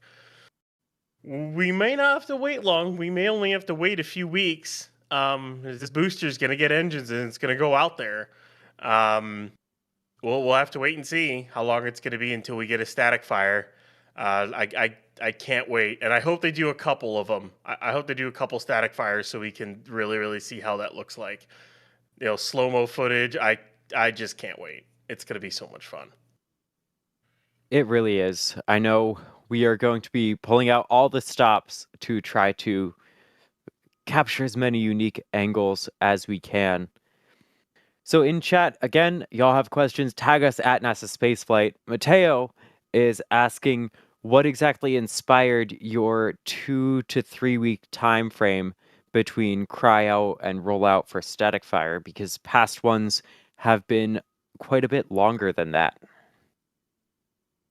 Well, the biggest thing is a significant reduction in engine shielding. So in the past, SpaceX had to install the engines and then install a ton of blast shielding around each engine, as well as a false floor, and then all of the outer pieces. And every single one of those was all bolted together. So they were all bolted and torque striped. That took a while to do. This time around, they basically have to install an engine plus the TVC, and then alongside that, they're only doing some basic shielding around the LOX and LH and LCH4, the liquid methane ports, basically. So the inlets for those, as well as the actuators themselves. So there's there's a lot less shielding to be installed on this booster. So it should take them a lot less time. The grid fins shouldn't take them too long to install either. And not only that, SpaceX has usually been pretty good about reducing post like cryo and pre-static fire processes between boosters, because like block ones used to take like a couple of months. Like for like if we go all the way back to say like booster 10, it cryo tested in September of 2023 and didn't static fire till December. Booster 12, it cryoed in July. It cryoed in January and didn't static fire till July of 2024. And then you go all the way to like booster 16. It cryoed in March, or end of February, March, and it static fired in June, and whatnot. So they've been able to lower it down in the past to like only a few months. But also a lot of that was because they're also waiting on pad turnaround times and stuff like that. So there's a solid chance they're able to do it in a shorter period of time.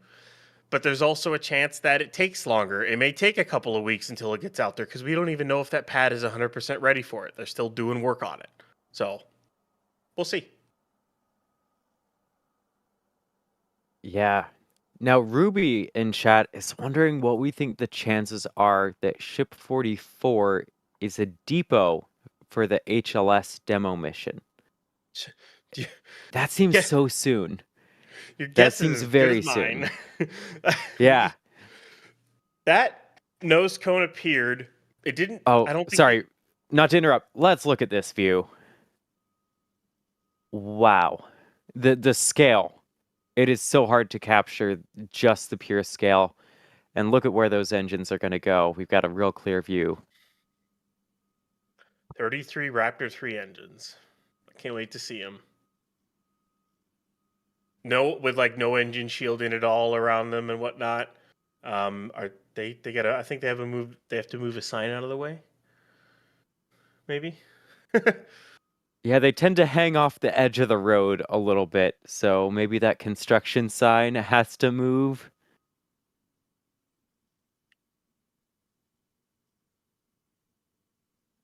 Yep. To move the construction sign.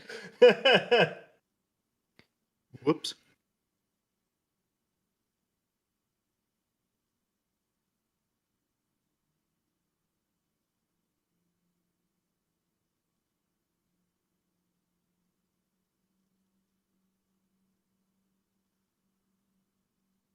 They are back on the move, perhaps a little bit faster this time. I mean, once, I don't know, Gage or Caesar, if y'all are listening, do the construction signs, they hit a cone there on the right side of the screen. That cone just wobbled. Does that construction area, are they bumping multiple cones? They are. Does this construction clear up a bit that they're not going to have to move quite so many signs as they get farther down the road? It clears up as it goes down. They have been currently doing a lot of commodities work basically on the side of the road. So they're in the process right now of laying, I think, an entirely new power line all the way to the launch site. So they because SpaceX laid extra power way back. This was a few years ago so they could stop running off generators and stuff at the launch site and other places.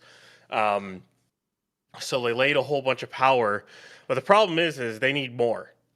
Now they've got 2 pads that they're going to have to run, and then they have an ASU they're going to have to run, as well as methane liquefaction or LNG liquefaction and whatnot. They're going to have to run at some point. So they're going to need basically a whole new power line laid all the way to the launch site. Because an ASU is very power intensive in order to take gas and liquefy it. Basically, you have to compress it down using compressors or multi-stage compressors and then liquefy it. And then you have to separate out the LN2 argon, liquid oxygen. They might even separate out things like helium or other rare gases that they can use. The size of the ASU kind of basically whether or not it's economical to actually separate out other gases depends on the size of the ASU, and they've got a relatively decently sized ASU they're building there. So that's it's kind of a nice thing is the ASU won't even, or we'll go off on a tangent here. The ASU will be able to do, LN2 for subcooling and for purging and other things. It'll be able to do liquid oxygen for loading and propellant, but you can also pull argon out. And for those who don't know, SpaceX uses argon on their Hall effect thrusters on Starlinks. So SpaceX can pull Argon using all of the ASUs they plan on building, and they can basically supply every single Starlink they could ever want to with Argon that they pull from the atmosphere. They could pull a lot. So there's a lot of different uses for it, which is kind of nice. Yeah, that's so cool. I do want to hit on a question that I have seen go by in chat. We're trying not to miss any questions. Don't be afraid to drop them a second time if we aren't seeing them. We don't have our usual system working quite at the moment, but we're really trying to keep them all in chat and keep an eye on them. And everyone was curious what the exposed COPVs here are actually for. And now we've seen some answers.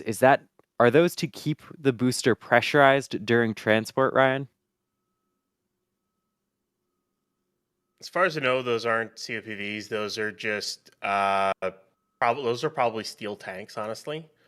They have they have an entire hydraulic system on that stand. So basically, it's a set of hydraulic reservoir tanks, probably pressure. There could be pressurized cylinders alongside accumulators and whatnot. Basically, that run the 13. They run the 13 hydraulic rams that push up against the booster, and you have to have an entire hydraulic system that does that. So that's basically what's on there. They don't really have any exposed CUPVs on there. They don't need to use CUPVs for that. They can use steel tanks. CUPVs are mainly used because they're nice and light and whatnot. So they don't really need to save on mass on a test stand. So yeah.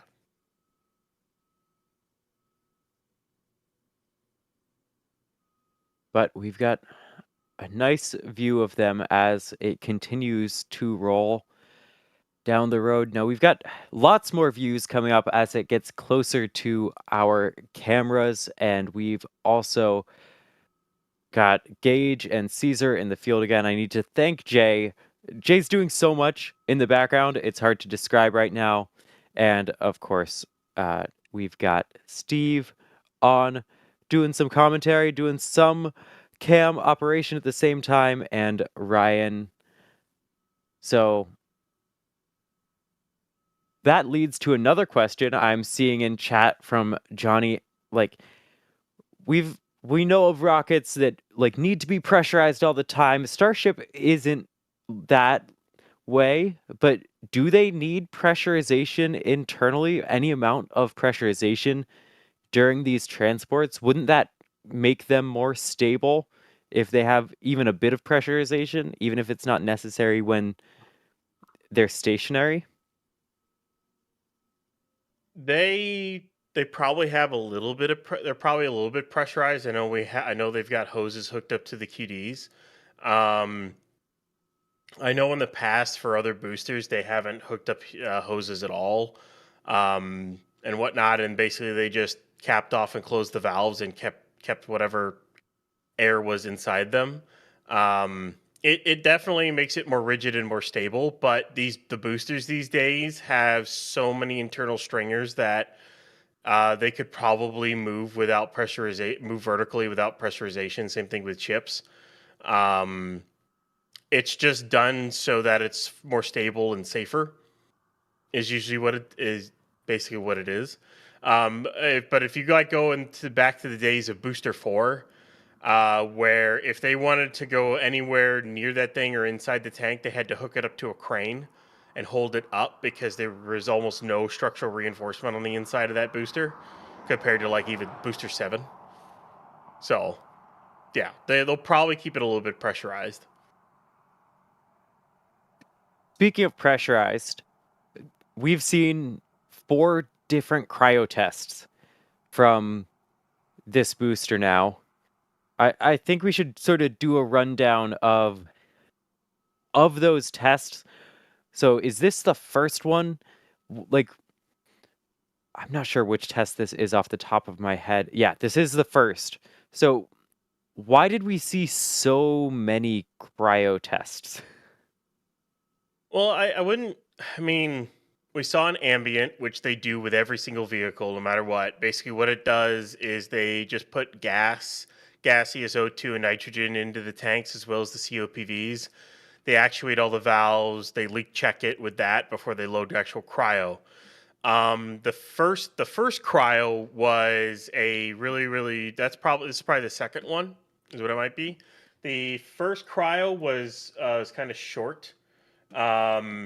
That one was partially loaded into the bottom of the tank, is all it was. They had a little bit. The LOX tank was a little bit frozen, and then they had a little condensation on the methane tank, and that was about it. It looks like what they were doing is they were basically cleaning out the transfer tube and all the propellant feed lines at the bottom of the booster, and just kind of cleaning things out and leak checking all those connections. And then they did this, where they loaded the whole thing. It looks like they loaded it all up with the with cryo, with actually liquid.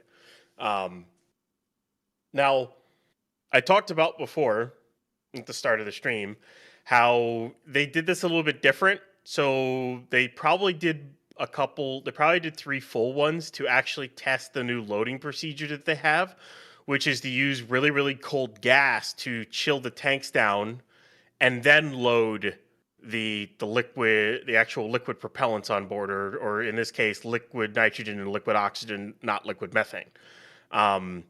This has a twofold advantage. One of them is it's less boil off on the tanks because you're not taking liquid propellant against a relatively warm tank wall, and you're not going to boil off at the surface as you load the propellant in. And the other one is, with the tanks already cold and everything, you can load faster because you're not as worried about shock cooling the vehicle, which is always an issue, because that's why they have to like chill down the tank farm and whatnot, is you don't want to shock cool things. So it's a new loading procedure with Block 3, and I think it's have to do with they're trying to conserve as much propellant as they can, and they want to load this even faster than they have in the past. Which, that's wild to think about, because Starship is such a large rocket, and I don't know how many of y'all that are watching right now tuned into the wet dress rehearsal of SLS, but that is a very, very slow process by comparison, and SLS has a very different method of preventing boil off, of having the SOFI, having insulation on the tank. And eventually, in the wet dress rehearsal, it was like the right temperature that you could sort of see a little bit of ice buildup on the SOFI. But here with Starship, it's just stainless steel walls. And so that ice buildup, I mean, it just turns the tank white. I saw some comments about, why do you even need paint? You've got a white rocket all of a sudden. And we know that a lot of environmental factors play into the ice buildup. But when you have this much ice buildup, you can get those even sheets falling off. And that's one of the shots at launches that I really love. Just seeing the dynamic forces happening. But it seems like they really, is it right to say, optimized the booster? That, like, it's basically just propellant the whole way. The whole structure is just tanks against the outer wall. So they really don't have any spare room in there. And then with the alternate style hot stage ring, you're just seeing the top of the dome up by the hot staging area. And so even that whole area gets frosty from the temperature. So, I mean, I'm talking in circles. I'm getting tired. I'm sorry. I don't know where I was going with that one. It is cool to see the whole thing frosty. It also helps that they changed the design of some of their stringers, especially around the common dome. So it's a bit more obvious to see the frost around it. But seeing the forward dome frosty, and then you have the hot stage truss above it, is really cool. I can't wait to see that with a full stack. Or for that matter, just on the pad with a fully frosted booster. So patience, waiting for that, All right, here's a fun question from Shalyn Kurth in chat. question I've seen bouncing around for a bit at NSF. How potable do you suppose the ice is? You know, I think I'd say don't lick it. Don't lick the frosty rocket. That's a very important note. But with that said, I mean, it's condensation from the air. So it really is like you have condensator machines that just take the moisture out of the air, and that's all the ice really is. So as long as there aren't contaminants on the stainless steel of the rocket, I suppose it'd be potable. But again, don't lick the frosty rocket. Yeah, don't lick the frosty rocket. Yeah. I was gonna say, don't we actually have a command for exactly this? I think we do. I mean, Max might do it because it's Max, but That's don't true. lick frosty rockets. Now, we had some support a while back from Bideford. I don't want to miss that one. I'm sorry it took me so long to address it. Thank you so much for the $20 super chat, Bideford. And she says, isn't the delay in racing to get another launch at Starbase more due to not having an active pad ready to launch from? Patience is needed as we need success more than quantity right now. I'm very optimistic of the future. And I'd say it certainly was the factor. I think we're at the point where it is more vehicle side now, but I'm definitely on the same boat as far as patience being needed and that we really need success. Like now in the Starship program more than ever, having the successful flights is really key. It's not like this is a first or second or even third flight. They've had their fair share of issues and discovered bottlenecks and things to fix, and they've continued to iterate and improve. And we're getting closer and closer and closer to actual moon missions and operational missions. And so I'm certainly with you that we need success more than ever now. I don't think there's any one holdback for launch, for launching right now. I think everything is a holdup. The booster's not ready, the ship's not ready, the engine's not ready, and the pad's not ready. And by what I mean by the engine isn't ready is they have yet to test an engine on an actual vehicle. Raptor 3 is not ready until it is tested on ship and booster with a static fire and ready to go. That's when Raptor 3 is really, truly ready. So there isn't, nothing's ready for a launch right now. Nothing is how I look at it. Once they roll the booster out and they static fire it and they go through the tanking test, at that point in time, the mount, the booster, and the engines would likely be considered ready for launch following your following the inspections after that. And everything, because they're going to be looking at how the pad deals with a static fire too. They're going to be looking to see how that handles and all that other stuff. Once all that's good to go, then yeah, I'd consider that. And then the entire pad and sys stack is not ready for launch until a wet dress rehearsal is completed and the data is good, because of all the changes that have happened to ship, booster, and the pad. Basically, nothing is 100% ready for launch until the wet dress is done. Like SLS. It's not ready for launch until the wet dress is completed. And at least in my book. Yeah, so that's you really can't count on launch dates. We say it all the time. If you're going to go see a launch, like don't get your hopes up on any specific week or any specific day. You always have to be ready for delays. And especially when we're this far out, there's so much work that has to be done before a launch date can even be planned for. And even once they set that launch date, you just have to wait and be ready for it to and be ready for those slips. I'm sorry. Kevin is distracting me in the back channels. But yeah, you just have to be ready for things to I'm sorry. Ryan, take over for us. What is Kevin doing? I'm so confused. I am. Kevin's What's sending me DMs to distract me because it is getting late, and he knew that I would be susceptible to being distracted. But that is okay, because we have Quit it, a Kevin. super heavy rocket that is on the move.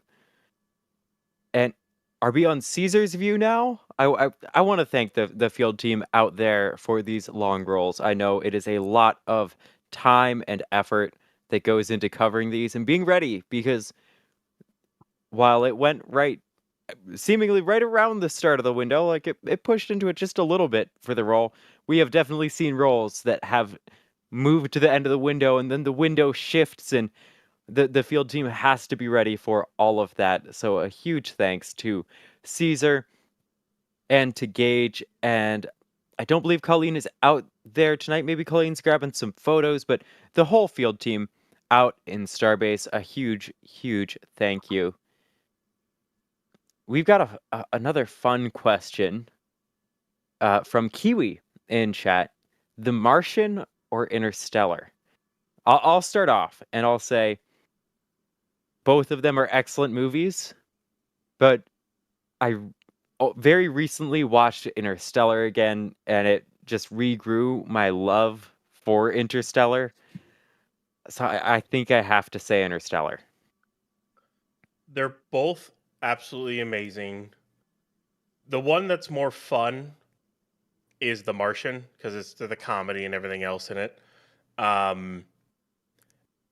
But Interstellar, especially the way they portrayed the black hole, and then we found out that actually is what a black hole looks like after the movie was made.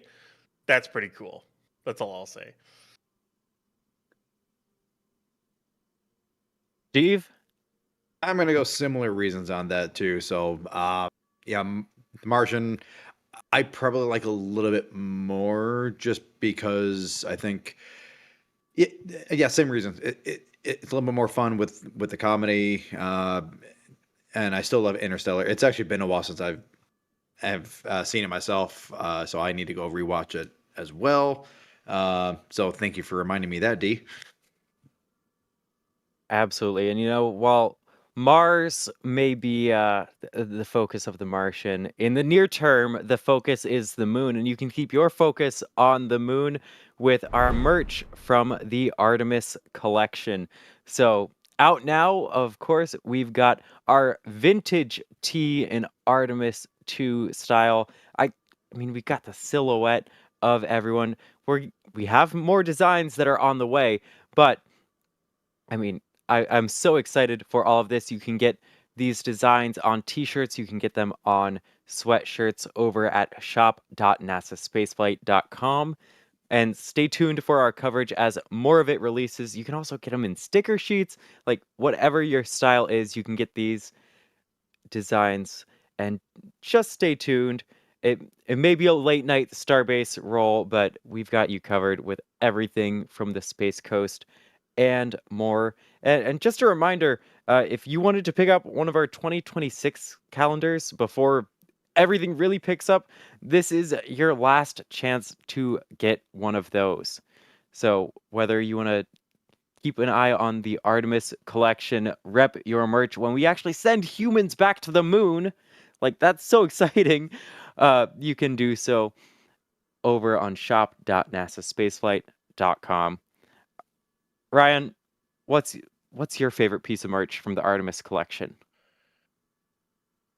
Oh man, that's a tough one. There's a lot of good ones. You also remind me I need to get some stuff. I haven't gotten like an updated merch setup from the store in a little bit. I need to do that, but I've been busy lately. I do love this one in particular. The 4 people got the rocket and then the road to the moon. Although I will say this, I wish that was the orbit that Artemis was going in and not the other one. But here we are. All right. Yeah, I've been repping my Artemis merch, and I was really glad we got the Blame Hydrogen shirt very briefly back into the shop. I picked one of those up so I can rep it during the coming wet dress rehearsal. Anyway, if you are interested in the merch, shop.nasaspaceflight.com. And as always, thank y'all for the incredible support.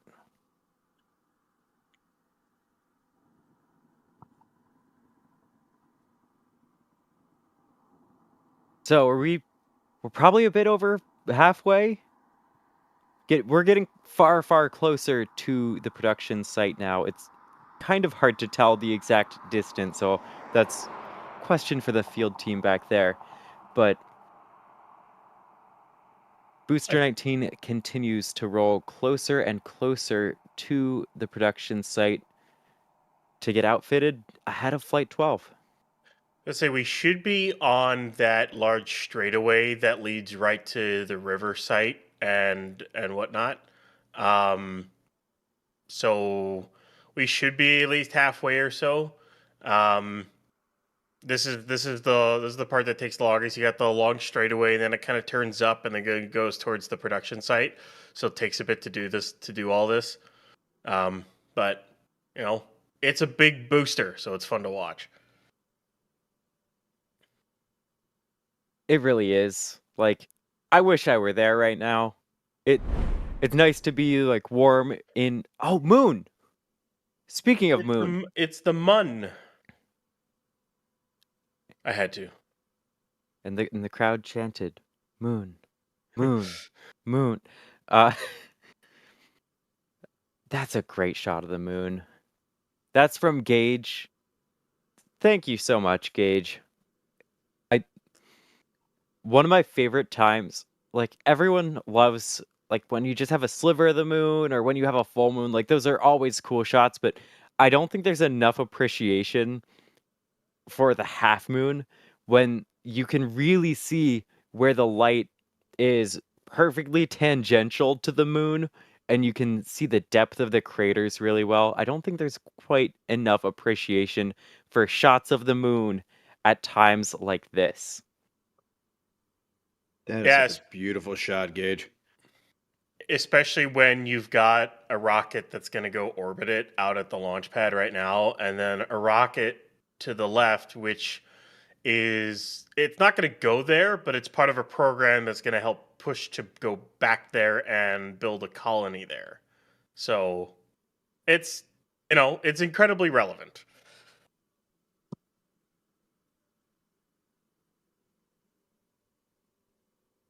It certainly is.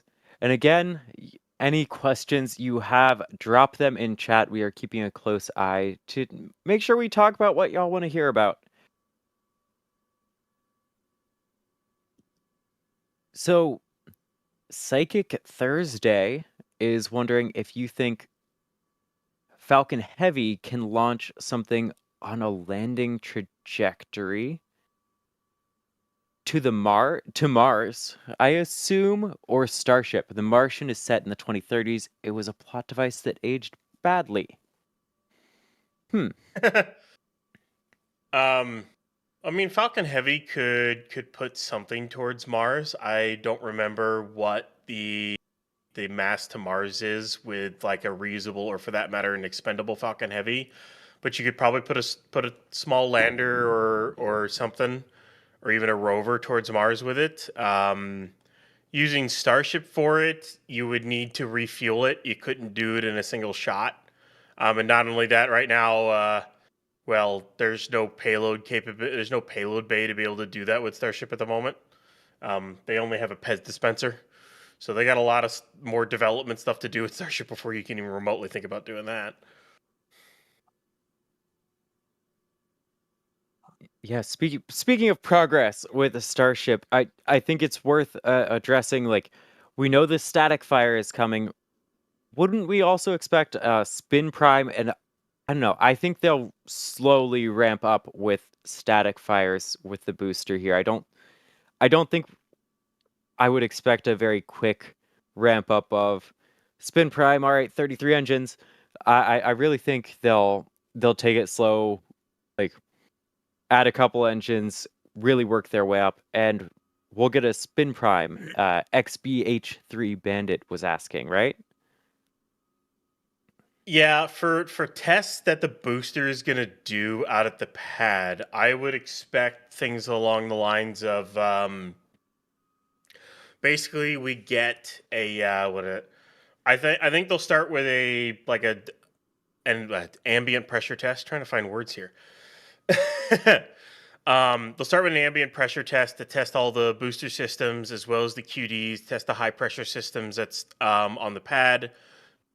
And then I would expect at least one or two, if not more, tanking tests to basically test the propellant loading capacity and capabilities of the pad, testing how quickly they can do them, how the booster handles with actual methane on board, how the pad handles everything.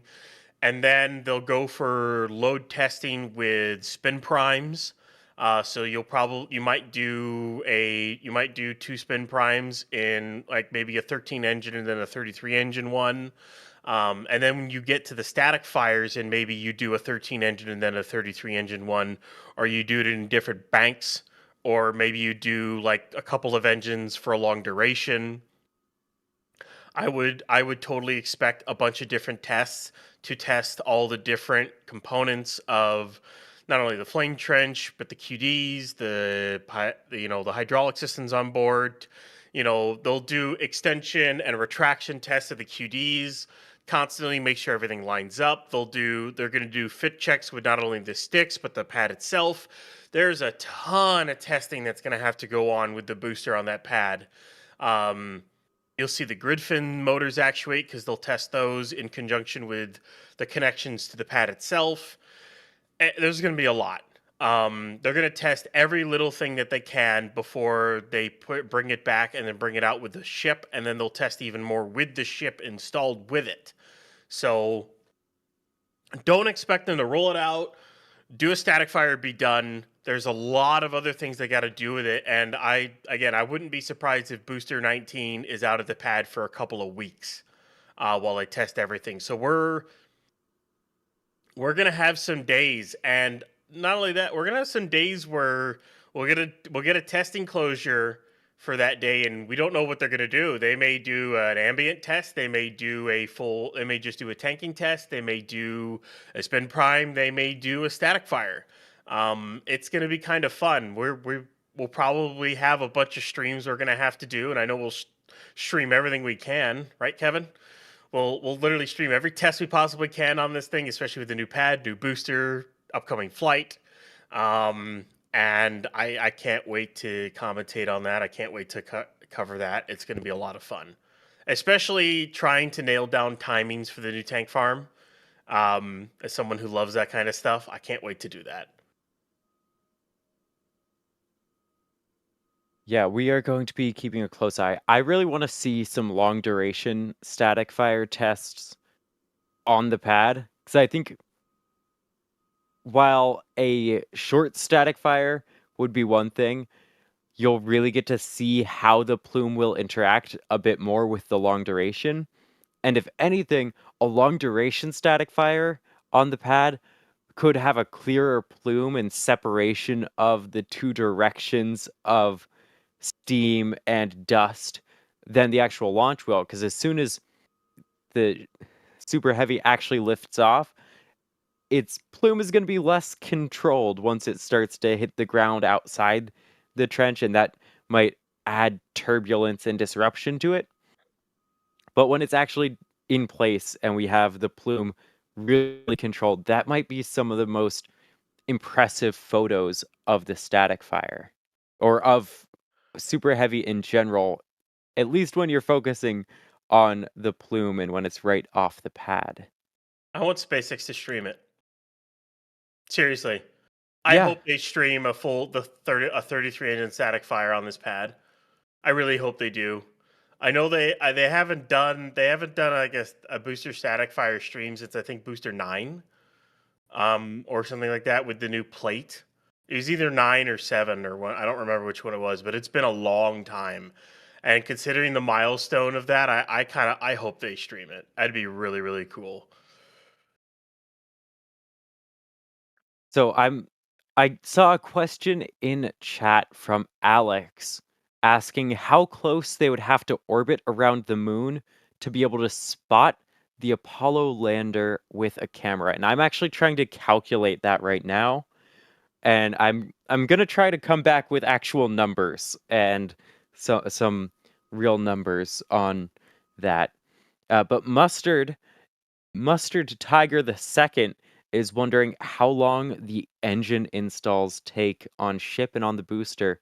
Now, those have really sped up, but there's a solid chance that they've sped up even more, or maybe they'll slow down a bit until they get into the hang of it with Raptor 3 here, because they're really not used to that install progress or that install process, but it should be even faster eventually, right, Ryan?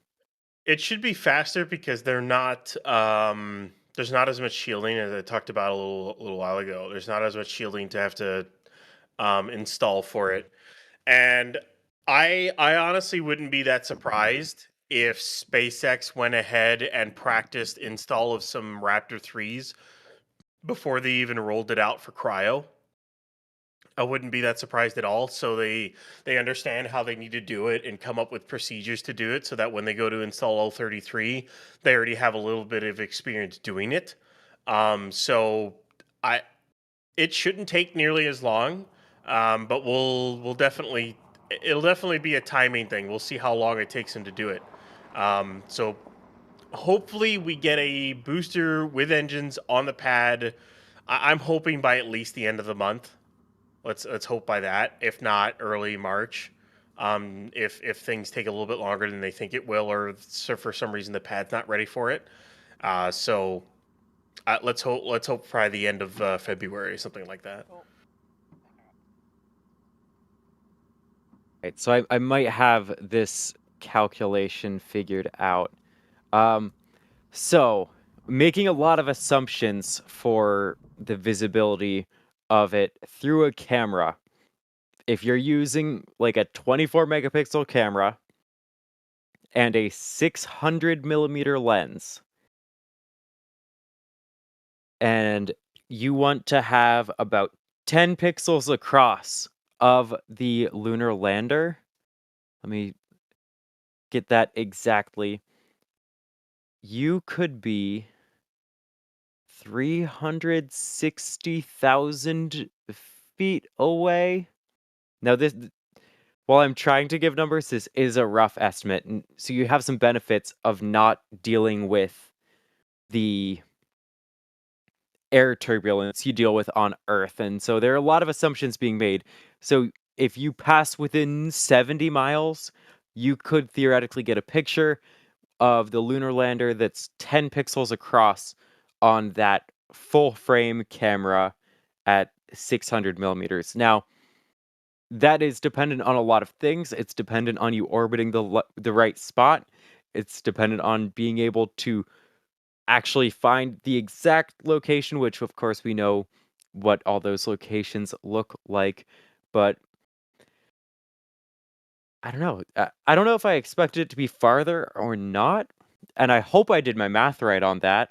But I really wanted to do that math myself and sort of figure it out, because that is a photo I would love to be able to take one day. Just,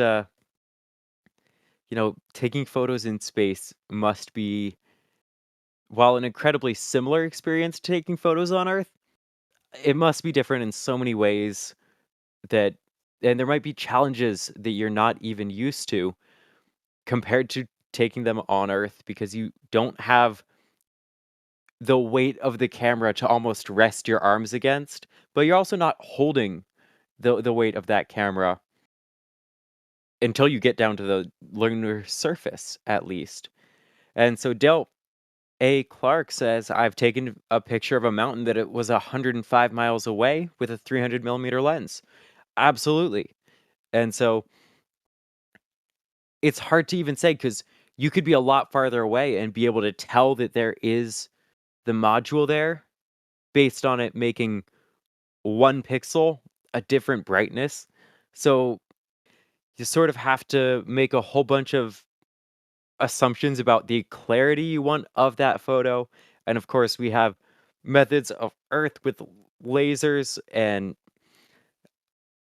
there are so many different methods of getting those photos, but I would love to see modern day photos of those historic landing sites.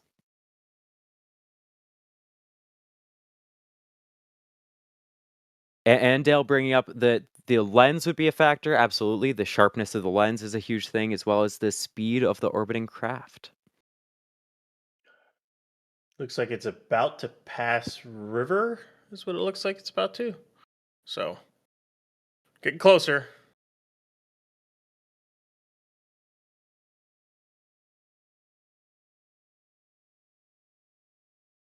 Once again, if you have questions for us, go ahead and tag at NASASpaceflight or at NSF in chat, and we'll be trying to answer as many of those as we can as the booster gets closer and closer to the production site. I definitely saw some comments asking if we were getting tired.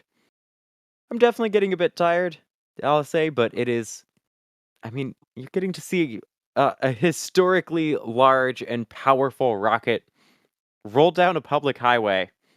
And so, I mean, it's incredibly, incredibly exciting, even these otherwise small events. I'm not tired. I'm a little hungry. That's what I am right now. Speak for yourself. I'm tracking a booster right now. Oh, nice. I mean, like this is like middle of the day for me, kinda is what this time is. This, like maybe like an hour ago is when I would have had lunch while if I was at work. So, it's normal. It's hard to get into a sleep schedule when you're following rockets.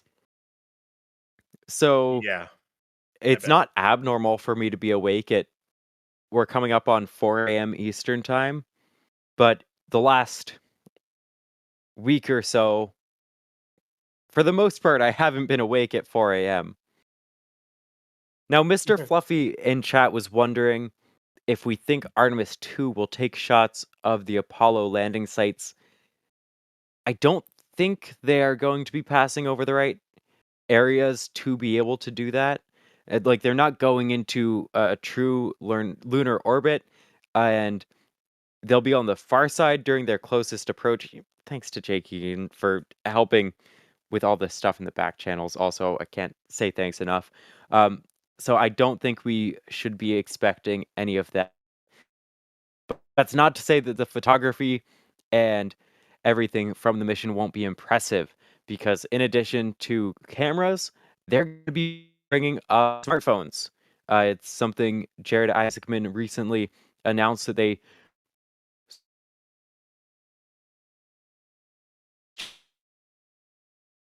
Did we lose D? I think Yeah. we lost D for a sec. I think we lost D. Anywho,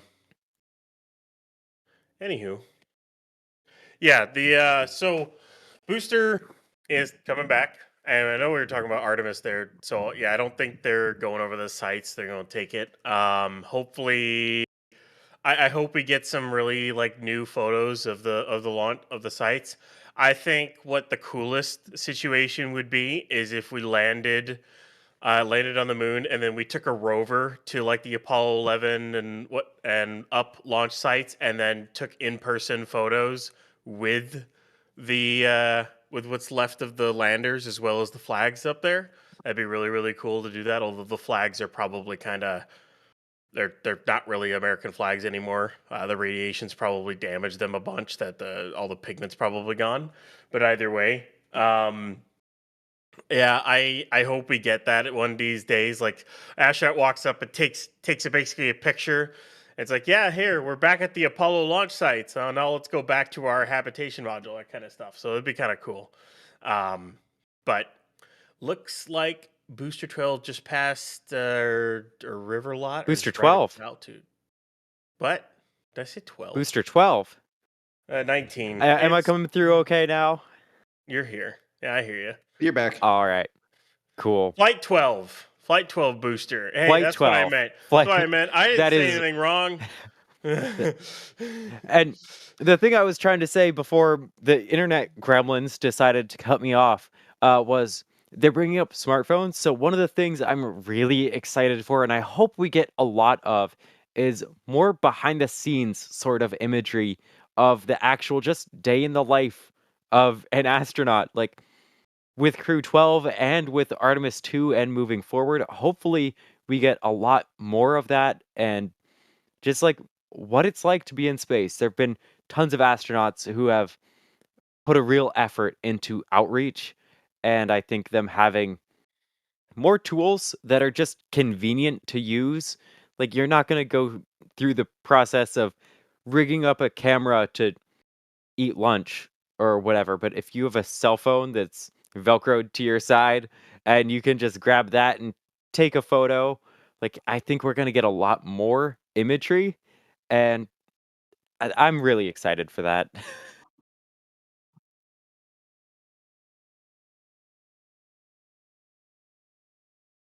So, as they continue to ramp up the number of launches they're going to be doing, they're going to have to ramp up testing. And get a clue, Boo was wondering, how are they going to actually be able to ramp up that testing?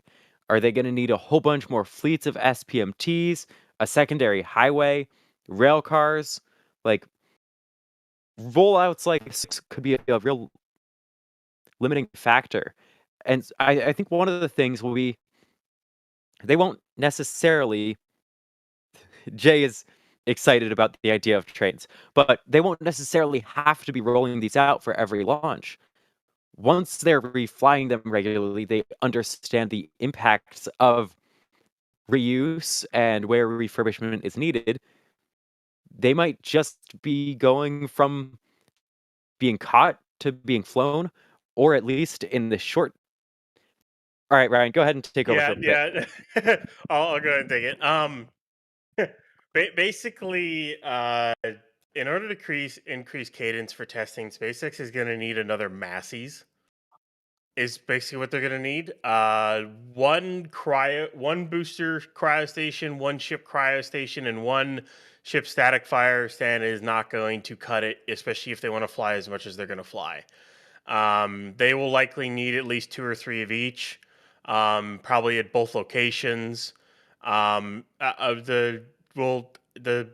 ship static fire stand area is going to be kind of one of those big question marks on how many they'll build. The problem is down at Starbase, it is incredibly hard to get approval to build that kind of stuff. The launch site expansion, for example, the only reason that got approved is because the current administration just said go and we don't care. I'm being entirely serious. They said they don't. It's basically rubber stamped because the land swap was kind of a joke. The land swap usually for wetlands and salt flats, you're talking 14-1 on the land swap, and it was nowhere near that. So yeah, that's they kind of got that rubber stamp basically. Just most likely because of national security and the current administration and everything else like that. We'll just go with that. So trying to get other land would be kind of a pain, especially with a wildlife preserve and everything like that. Now over in the Cape, they could in theory use some of the area they've got at 39A and 37 in order to build that kind of stuff. Or maybe use an area offside near Roberts Road to do it. But it's definitely going to be interesting to see where SpaceX is going to be doing all the pre-flight testing for all these vehicles. Booster static fires will likely still happen on the pad because trying to build a separate stand for a booster static fire is like trying to build another launch pad, basically, because of how robust it needs to be to withstand that much power. Ships are a little bit easier because you can build like a McGregor style stand or the stand like they have at Masseys, but we'll have to wait and see how they decide to ramp all that up. But yeah, it's going to need they're going to need more stuff eventually. You back, D? Back with us? I am hopefully back now. I don't know what's been going on with my internet tonight. I'm really sorry about that, folks. but hopefully I don't sound robotic, and we're trying to do what we can to fix it. But I did not catch any of your last answer, Ryan. Yeah, talking about how much SpaceX is going to need more testing facilities and everything else in order to keep up with cadence is basically all it is. Is there's a lot of stuff, and I just want to say this: to get approval to build a second highway or a train, good luck. Good luck with getting that approval. That's all I'm going to say. Good luck. That's going to be kind of hard to do. As much as it would be kind of cool, it'd be incredibly hard to get that kind of approval. Yeah, like it'd be nice if these closures didn't have to interrupt traffic, but I think we've kind of seen like they really do try to avoid it when they can. Like them having to deal with traffic in the way is also a problem, so they go at these lovely hours of the night slash morning in order to avoid that, because of course they've got their own employees that have to do that commute and their own shuttles that have to do that, and delaying them isn't ideal. But in terms of that cadence, Boom was also asking what sort of commodities they'll need to produce at Starbase. Like, I think the air separation unit is going to be a huge help, but I mean, with methane and everything, that's a huge amount of production that is needed and a huge amount of trucks that could be needed to support anywhere near the flight rate that they want to eventually get to. Yeah, so the ASU, at least with the compressor size that they have, talked about this a little bit earlier. They should be able to do about 3 launches worth of LOX and LN2. Or no, 1 launch every 3 days or so. So basically, you'll be able to produce a decent amount. Methane, on the other hand, they'll have to use semis for a while until they get their methane liquefaction or LNG liquefaction plants up and running with the new expansion. And then alongside that, they'll need a natural gas pipeline running alongside Highway 4. It won't be above. They'll put a normal natural gas pipeline under alongside the road and just pipe it to the launch site, hook in there. So natural gas then goes into these plants, and then they'll liquefy it, and that'll be their liquefy it. Probably might refine it a little bit, and then that'll be basically what they use for methane for the boosters. So, well, booster and ship. But basically, that'll be their plan in the long run. My guess is they'll do that for the Cape too, but that's going to take a while to set everything up, run the lines, build all the facilities, run the power. There's a lot of infrastructure that has to be built for this program. They still have to build a star factory at Roberts Road, let alone finish the Gigabay. So infrastructure building is the name of the game for the Starship program for at least the next 5 to 10 years. At least the next 5 for sure. But eventually, once it's all said and done, they should have 5 launch pads, 2 star factories, at least 2 to maybe 4 gigabays worth of area. Then ASUs at all the launch pads, plus methane liquefaction at all the launch pads, so they can produce their own propellant at every pad, as well as have all the refurbishment capabilities. And then they also have to build payload integration facilities. There is so much infrastructure. It's gonna cost billions, and it's gonna take a long time to build it all. But, SpaceX doesn't seem to be short on money these days. No, they certainly seem to be doing all right. Um, Now, I have to do a huge thank you to Russell Snodgrass for a $100 tip to tips.nasaspaceflight.com, going that extra mile to get us all of that money and avoid the cut. That is so hugely appreciated. Thank you so much. Asking, how long will a booster rollout for testing take at Roberts Road to 39A? So, for comparison, it's like 5.5 ish, maybe 6 miles for the rollout between Masseys and the production site. And to go from Roberts Road to 39A is closer to 7 miles. And in terms of turns, they probably have it a little bit more difficult in terms of turns at Kennedy because they have to get out onto the main road, make their turn by the VAB, and a couple extra turns, but not too many. But that would probably put it at around 4 hours of a roll. And with how active of a launch site Kennedy Space Center is, they definitely want to avoid those active times.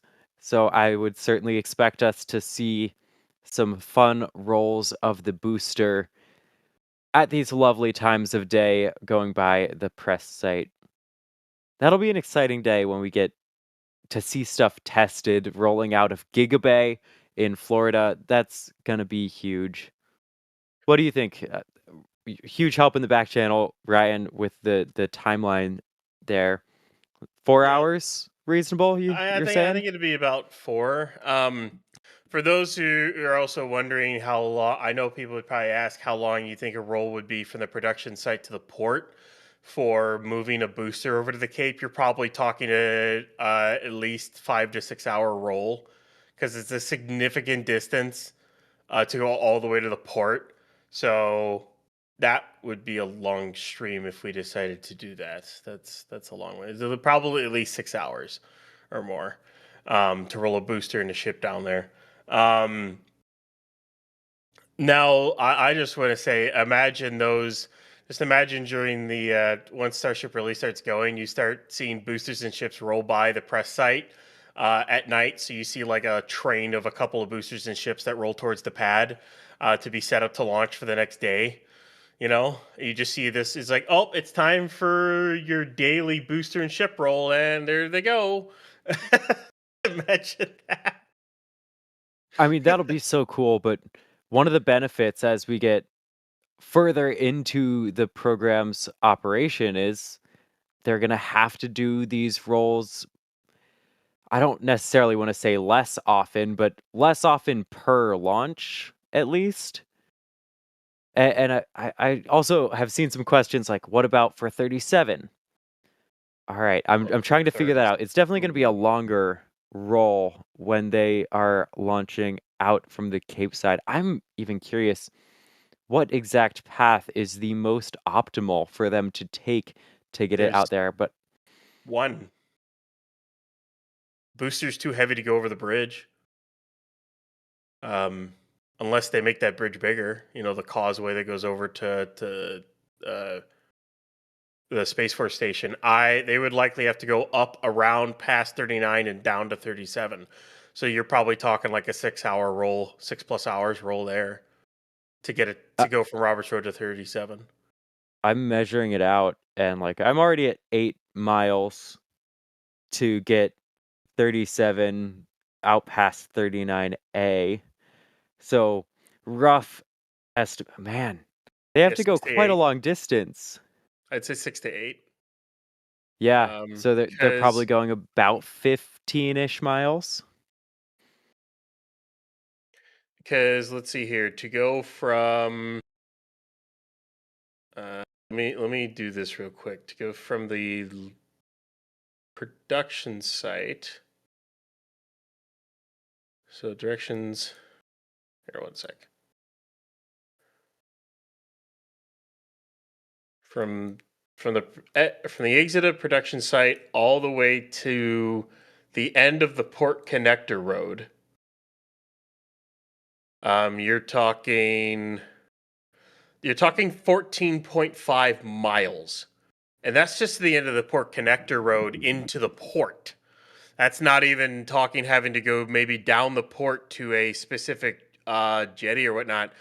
Yeah, that's probably going to be an 8+ hour or more run.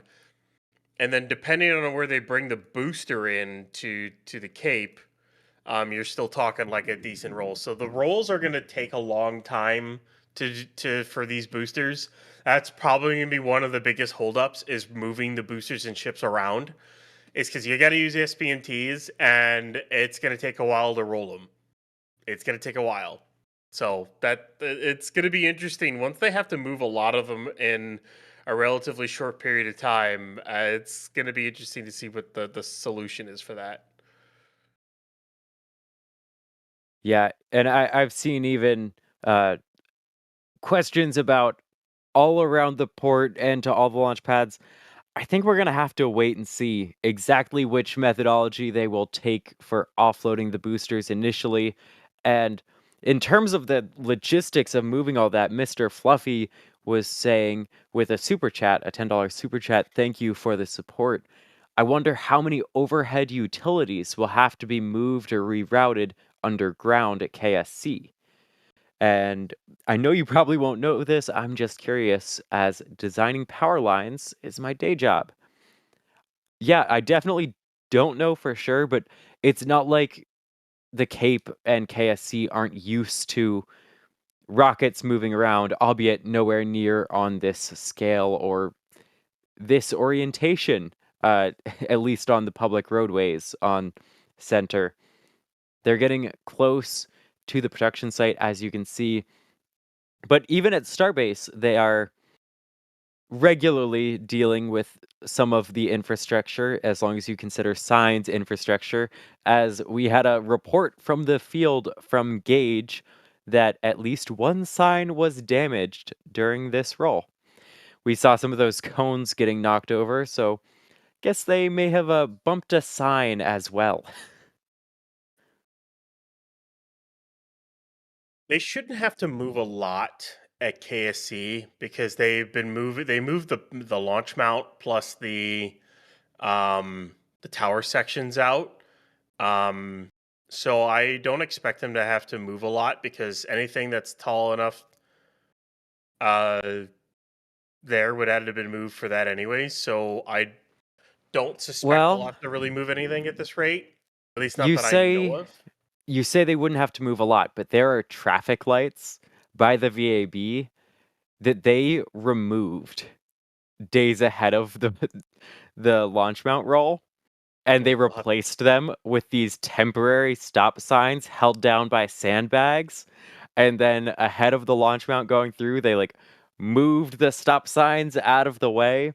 And then in the following days, they had to reinstall those traffic lights. So I wonder if they don't figure out a more permanent solution that, I don't know, has them mounted farther away and lets them rotate for a roll, but they're definitely going to have to figure out some of those logistics at the very least to keep up with the cadence that SpaceX will want to reach here.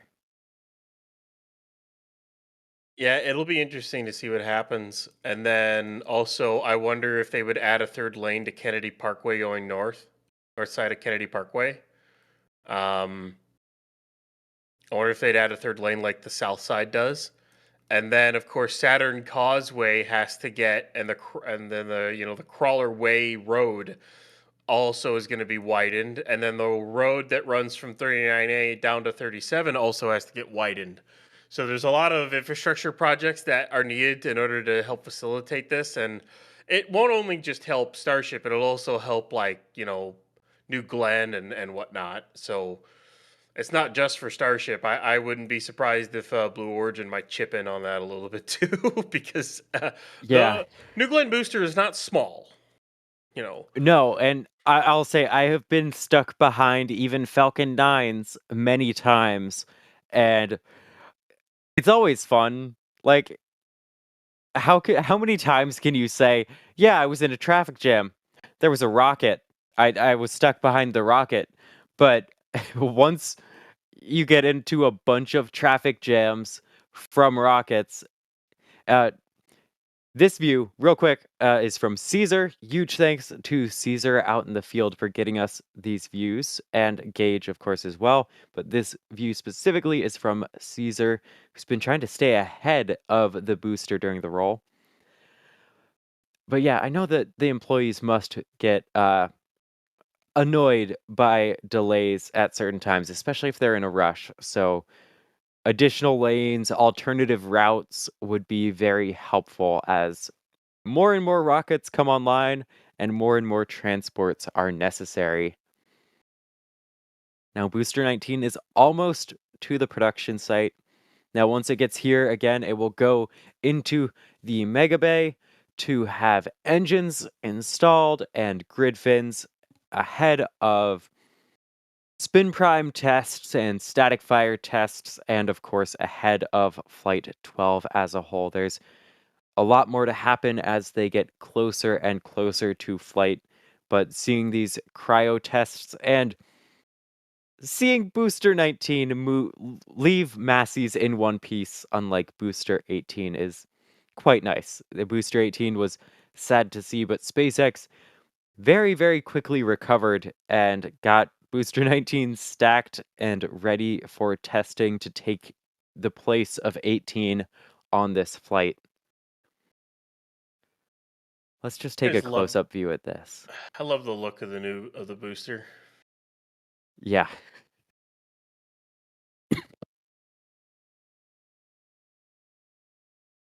Get to see some of the new metallic tiles and other things.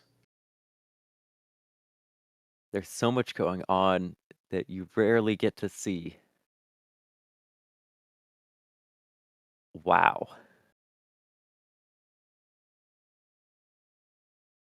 I see some metallic tiles installed into there, and all the gas, data, power, autogen manifolds that are on the outside of the booster now.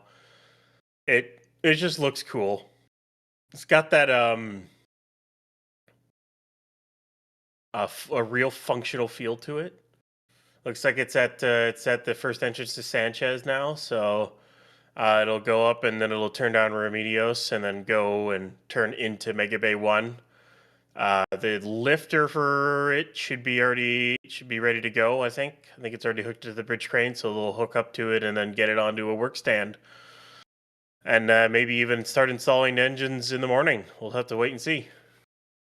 Or at least maybe by tomorrow night, hopefully.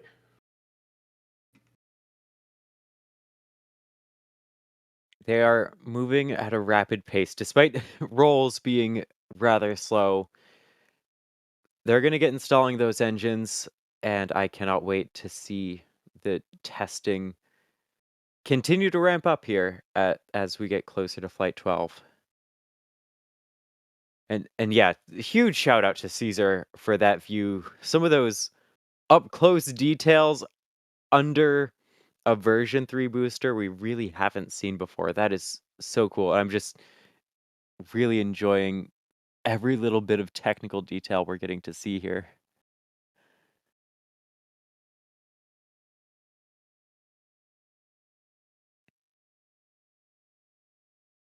Yeah, the one thing I cannot wait for is when they lift the booster and put it on the pad out at Starbase, at pad 2. I really, really hope people can get like nice zoomed in shots of the aft section of the booster, and I hope they do it during the day because I really, really want to see the aft plate shielding, close up of the engines and everything else when it's lifted up, because we haven't ever gotten a shot of a Block 3 booster like that. The closest thing we've gotten to is some rare shots of 18.1 or Test Tank 17 when it was initially placed into the Super Crusher. Other than that, though, we haven't really gotten any clear views of the aft of a Block 3 booster. So I cannot wait to see them place it on that pad. This view, it also makes it clear just how much those chines have moved on version 3. Now, something else different on version 3, Jake took note and is curious how these sorts of external pipes, which seem to be quite different on version 3, how will they handle the thermal loads of reentry? Like, we're not really used to those exposed pipes like that. Well, the funny thing is in the renders they have this kind of a thermal paint that it looks like they're going to be applying to the aft section. We'll have to see if they actually end up doing that. I know there's like a small patch of it on 19. I think there was a small patch on 18 as well. So I have to see if that gets applied before static fire or if that's one of the last things they put on prior to launch. And as for like thermal and wind loads, I think the bow shock in front of the booster as it's flying back in is going to protect a lot of those lines and whatnot from any damage and stuff like that. Because I mean, you got this big, massive flying object going through. Hey, I Ryan, think it'll be fine. Yeah. is that a Raptor truck next to the booster right there? I don't know. They use a lot of covered trailers. There's a very specific type of trailer. It's a little it's kind of like a dip down trailer they use for Raptors. It could be one. It might not be one. I'd have to see what the trailer itself looks like to know if it might be one. So put it that way. They use those covered trailers all for a lot of different things, not just Raptors. And now we've got, I mean, such a great view of the new era of the Starship program, I think it's fair to say, with Gigabay going up there, those 4 tower cranes, version 3 of the booster, and I know very soon we will be seeing some nice views of version 3 of the ship as we get closer to this flight. So I see Resisto Jet, I see your name in chat quite a lot, is wondering if they might try to catch Booster 19. My gut reaction is no. I don't know. Steve, even Ryan, or Steve, let's get your gut reaction and then let's throw it to Ryan.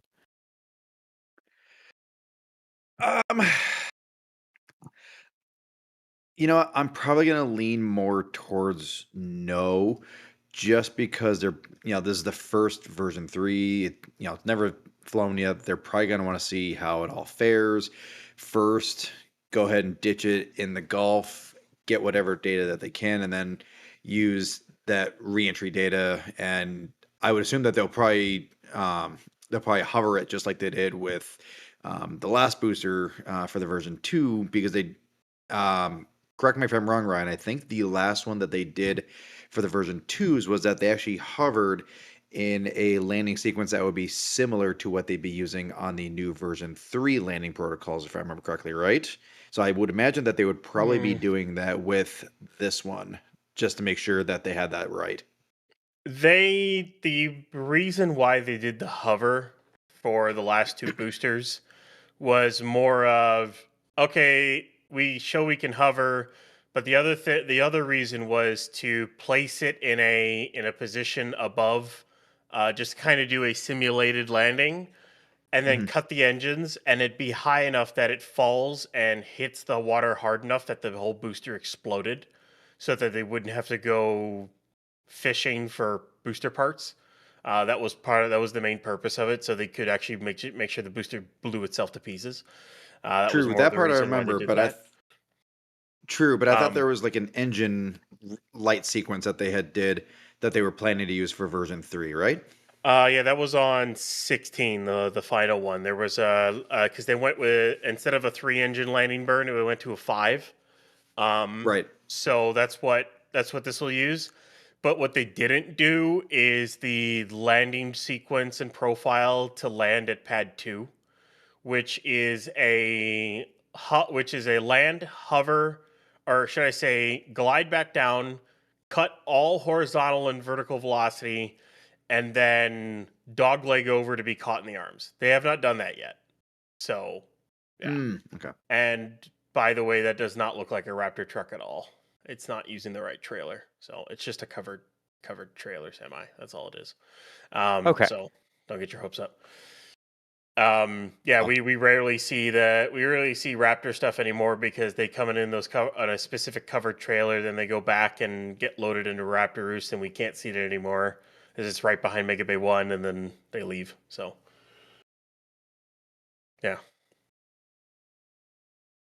I don't think they'll catch 19. And to answer the question, I'm nearly 100% certain that they'll practice that new burn, and then they'll just dunk it in the Gulf, because this is such a brand new booster and brand new design that they need to test their flight regime all the way through before they even remotely think about trying to catch it on a brand new pad.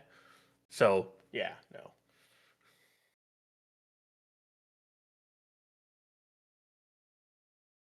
And we've got the final turn before it enters SpaceX property off the road off of Highway 4.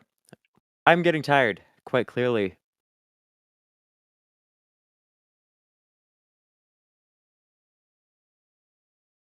It is almost turning onto Remedios. All right, we Indeed. want to stay on here until it gets to Mega Bay 1. I think they could easily wait outside Mega Bay 1. We will certainly take a look at where it is going. I think we'll just let it turn its way in there, and then we'll send y'all over to SBL to continue to keep an eye on the booster and everything going on out at Starbase. But Ryan, you're welcome to stay around if you want to. I mean, I'm going to get some food. That's what I'm going to do. I don't know about you guys. So I know we talked a bit about it earlier, but S1 Noir is wondering about how long it'll take them to install engines. I think it'll be pretty fast. Could be a couple weeks. Hopefully, the optimistic thing is that it's my optimistic view, which is weird to say for me, I guess, is that it'll be out at the pad by the end of the month. But we'll see. And let's throw a couple more questions in here. How many flights do you expect from Starship this year? I don't know whether this would be considered an optimistic or a pessimistic take, to be totally honest. 11? Maybe? Man. Like 8? With one of them being from the Cape, maybe? I'm hoping. I think we'll get one for sure. I'm going to cross my fingers and say we'll get 2 from the Cape. Steve? I'm going to go 10. I'm hoping for at least one of those, kind of the same. Yeah, 2 from the Cape. I'm thinking 1 for sure, hoping for 2, but yeah. Well, let's hope we are all atrociously pessimistic on this and we get even more launches than we expect here, because there's so much happening in the world of spaceflight, and it's always great to see something new. And this is, I don't know, Starship still feels really special. Look in front. It's a line of dumpsters. I thought that was your favorite car. No. I seem to remember you saying it's your favorite car. It's a line of dumpsters. That's what I remember him saying like a couple weeks ago on Raptor Side. I never said that. I swear you said that. The interior and even exterior design of well, you know what? As what D? Sorry. Did we lose D? You're good. I think my monitor connected and tried to steal my audio from my headset.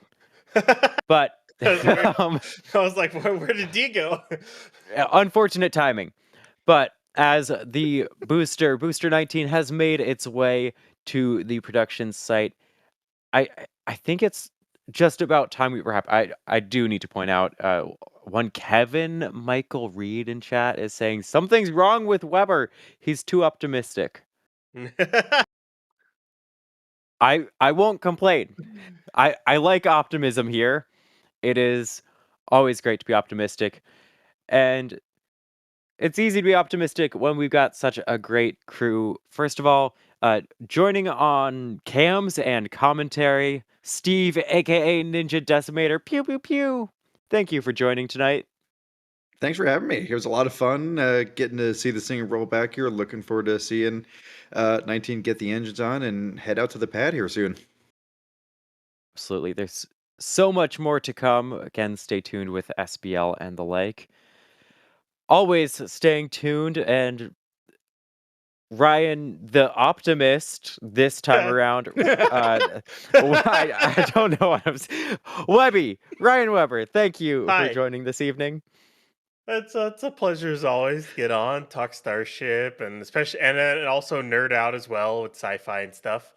I can't imagine how many times we said we need to do a sci-fi show. I have to talk to Chris. We got to do it at some point. Yes. But yeah, hopefully we'll see a booster on the pad sooner rather than later. I know everyone has been itching for it, and hopefully that drought will end soon. And I can't wait for Flight 12. Ryan, your info card's been updated. Optimist? Question mark? Well, I say we just keep it that. Just keep it that way. Yeah. You I'm know fine what? with that. Just do it. I think you earned it tonight on this stream. And speaking of earning good things, I don't know. Gage and Caesar, who have been in the field providing the camera views tonight, huge thank you to them. And of course, behind the scenes, pushing the buttons, pulling the levers, putting out the fires tonight, Jay Keegan. Huge thank you. It wouldn't be possible without the whole team here. All of you who have tuned in tonight, thank you for tuning in, hanging out with us. It has been great fun. I have been your host, D-Wise. It's been an absolute pleasure, and we'll see y'all next time.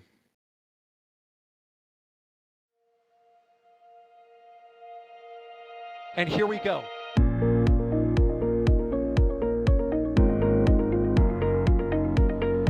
There's the deluge. Here's ignition. Doubling up. Did you just do a Kerbal? Back to the moon and beyond. Put that in the big bag, you know. Back at home, we all have a lot of work to do, but from here, that sure looks like a perfect world. Propulsion continues to be normal. We did have an observation. 343 unfolds to go. It's orange. Water towers can fly!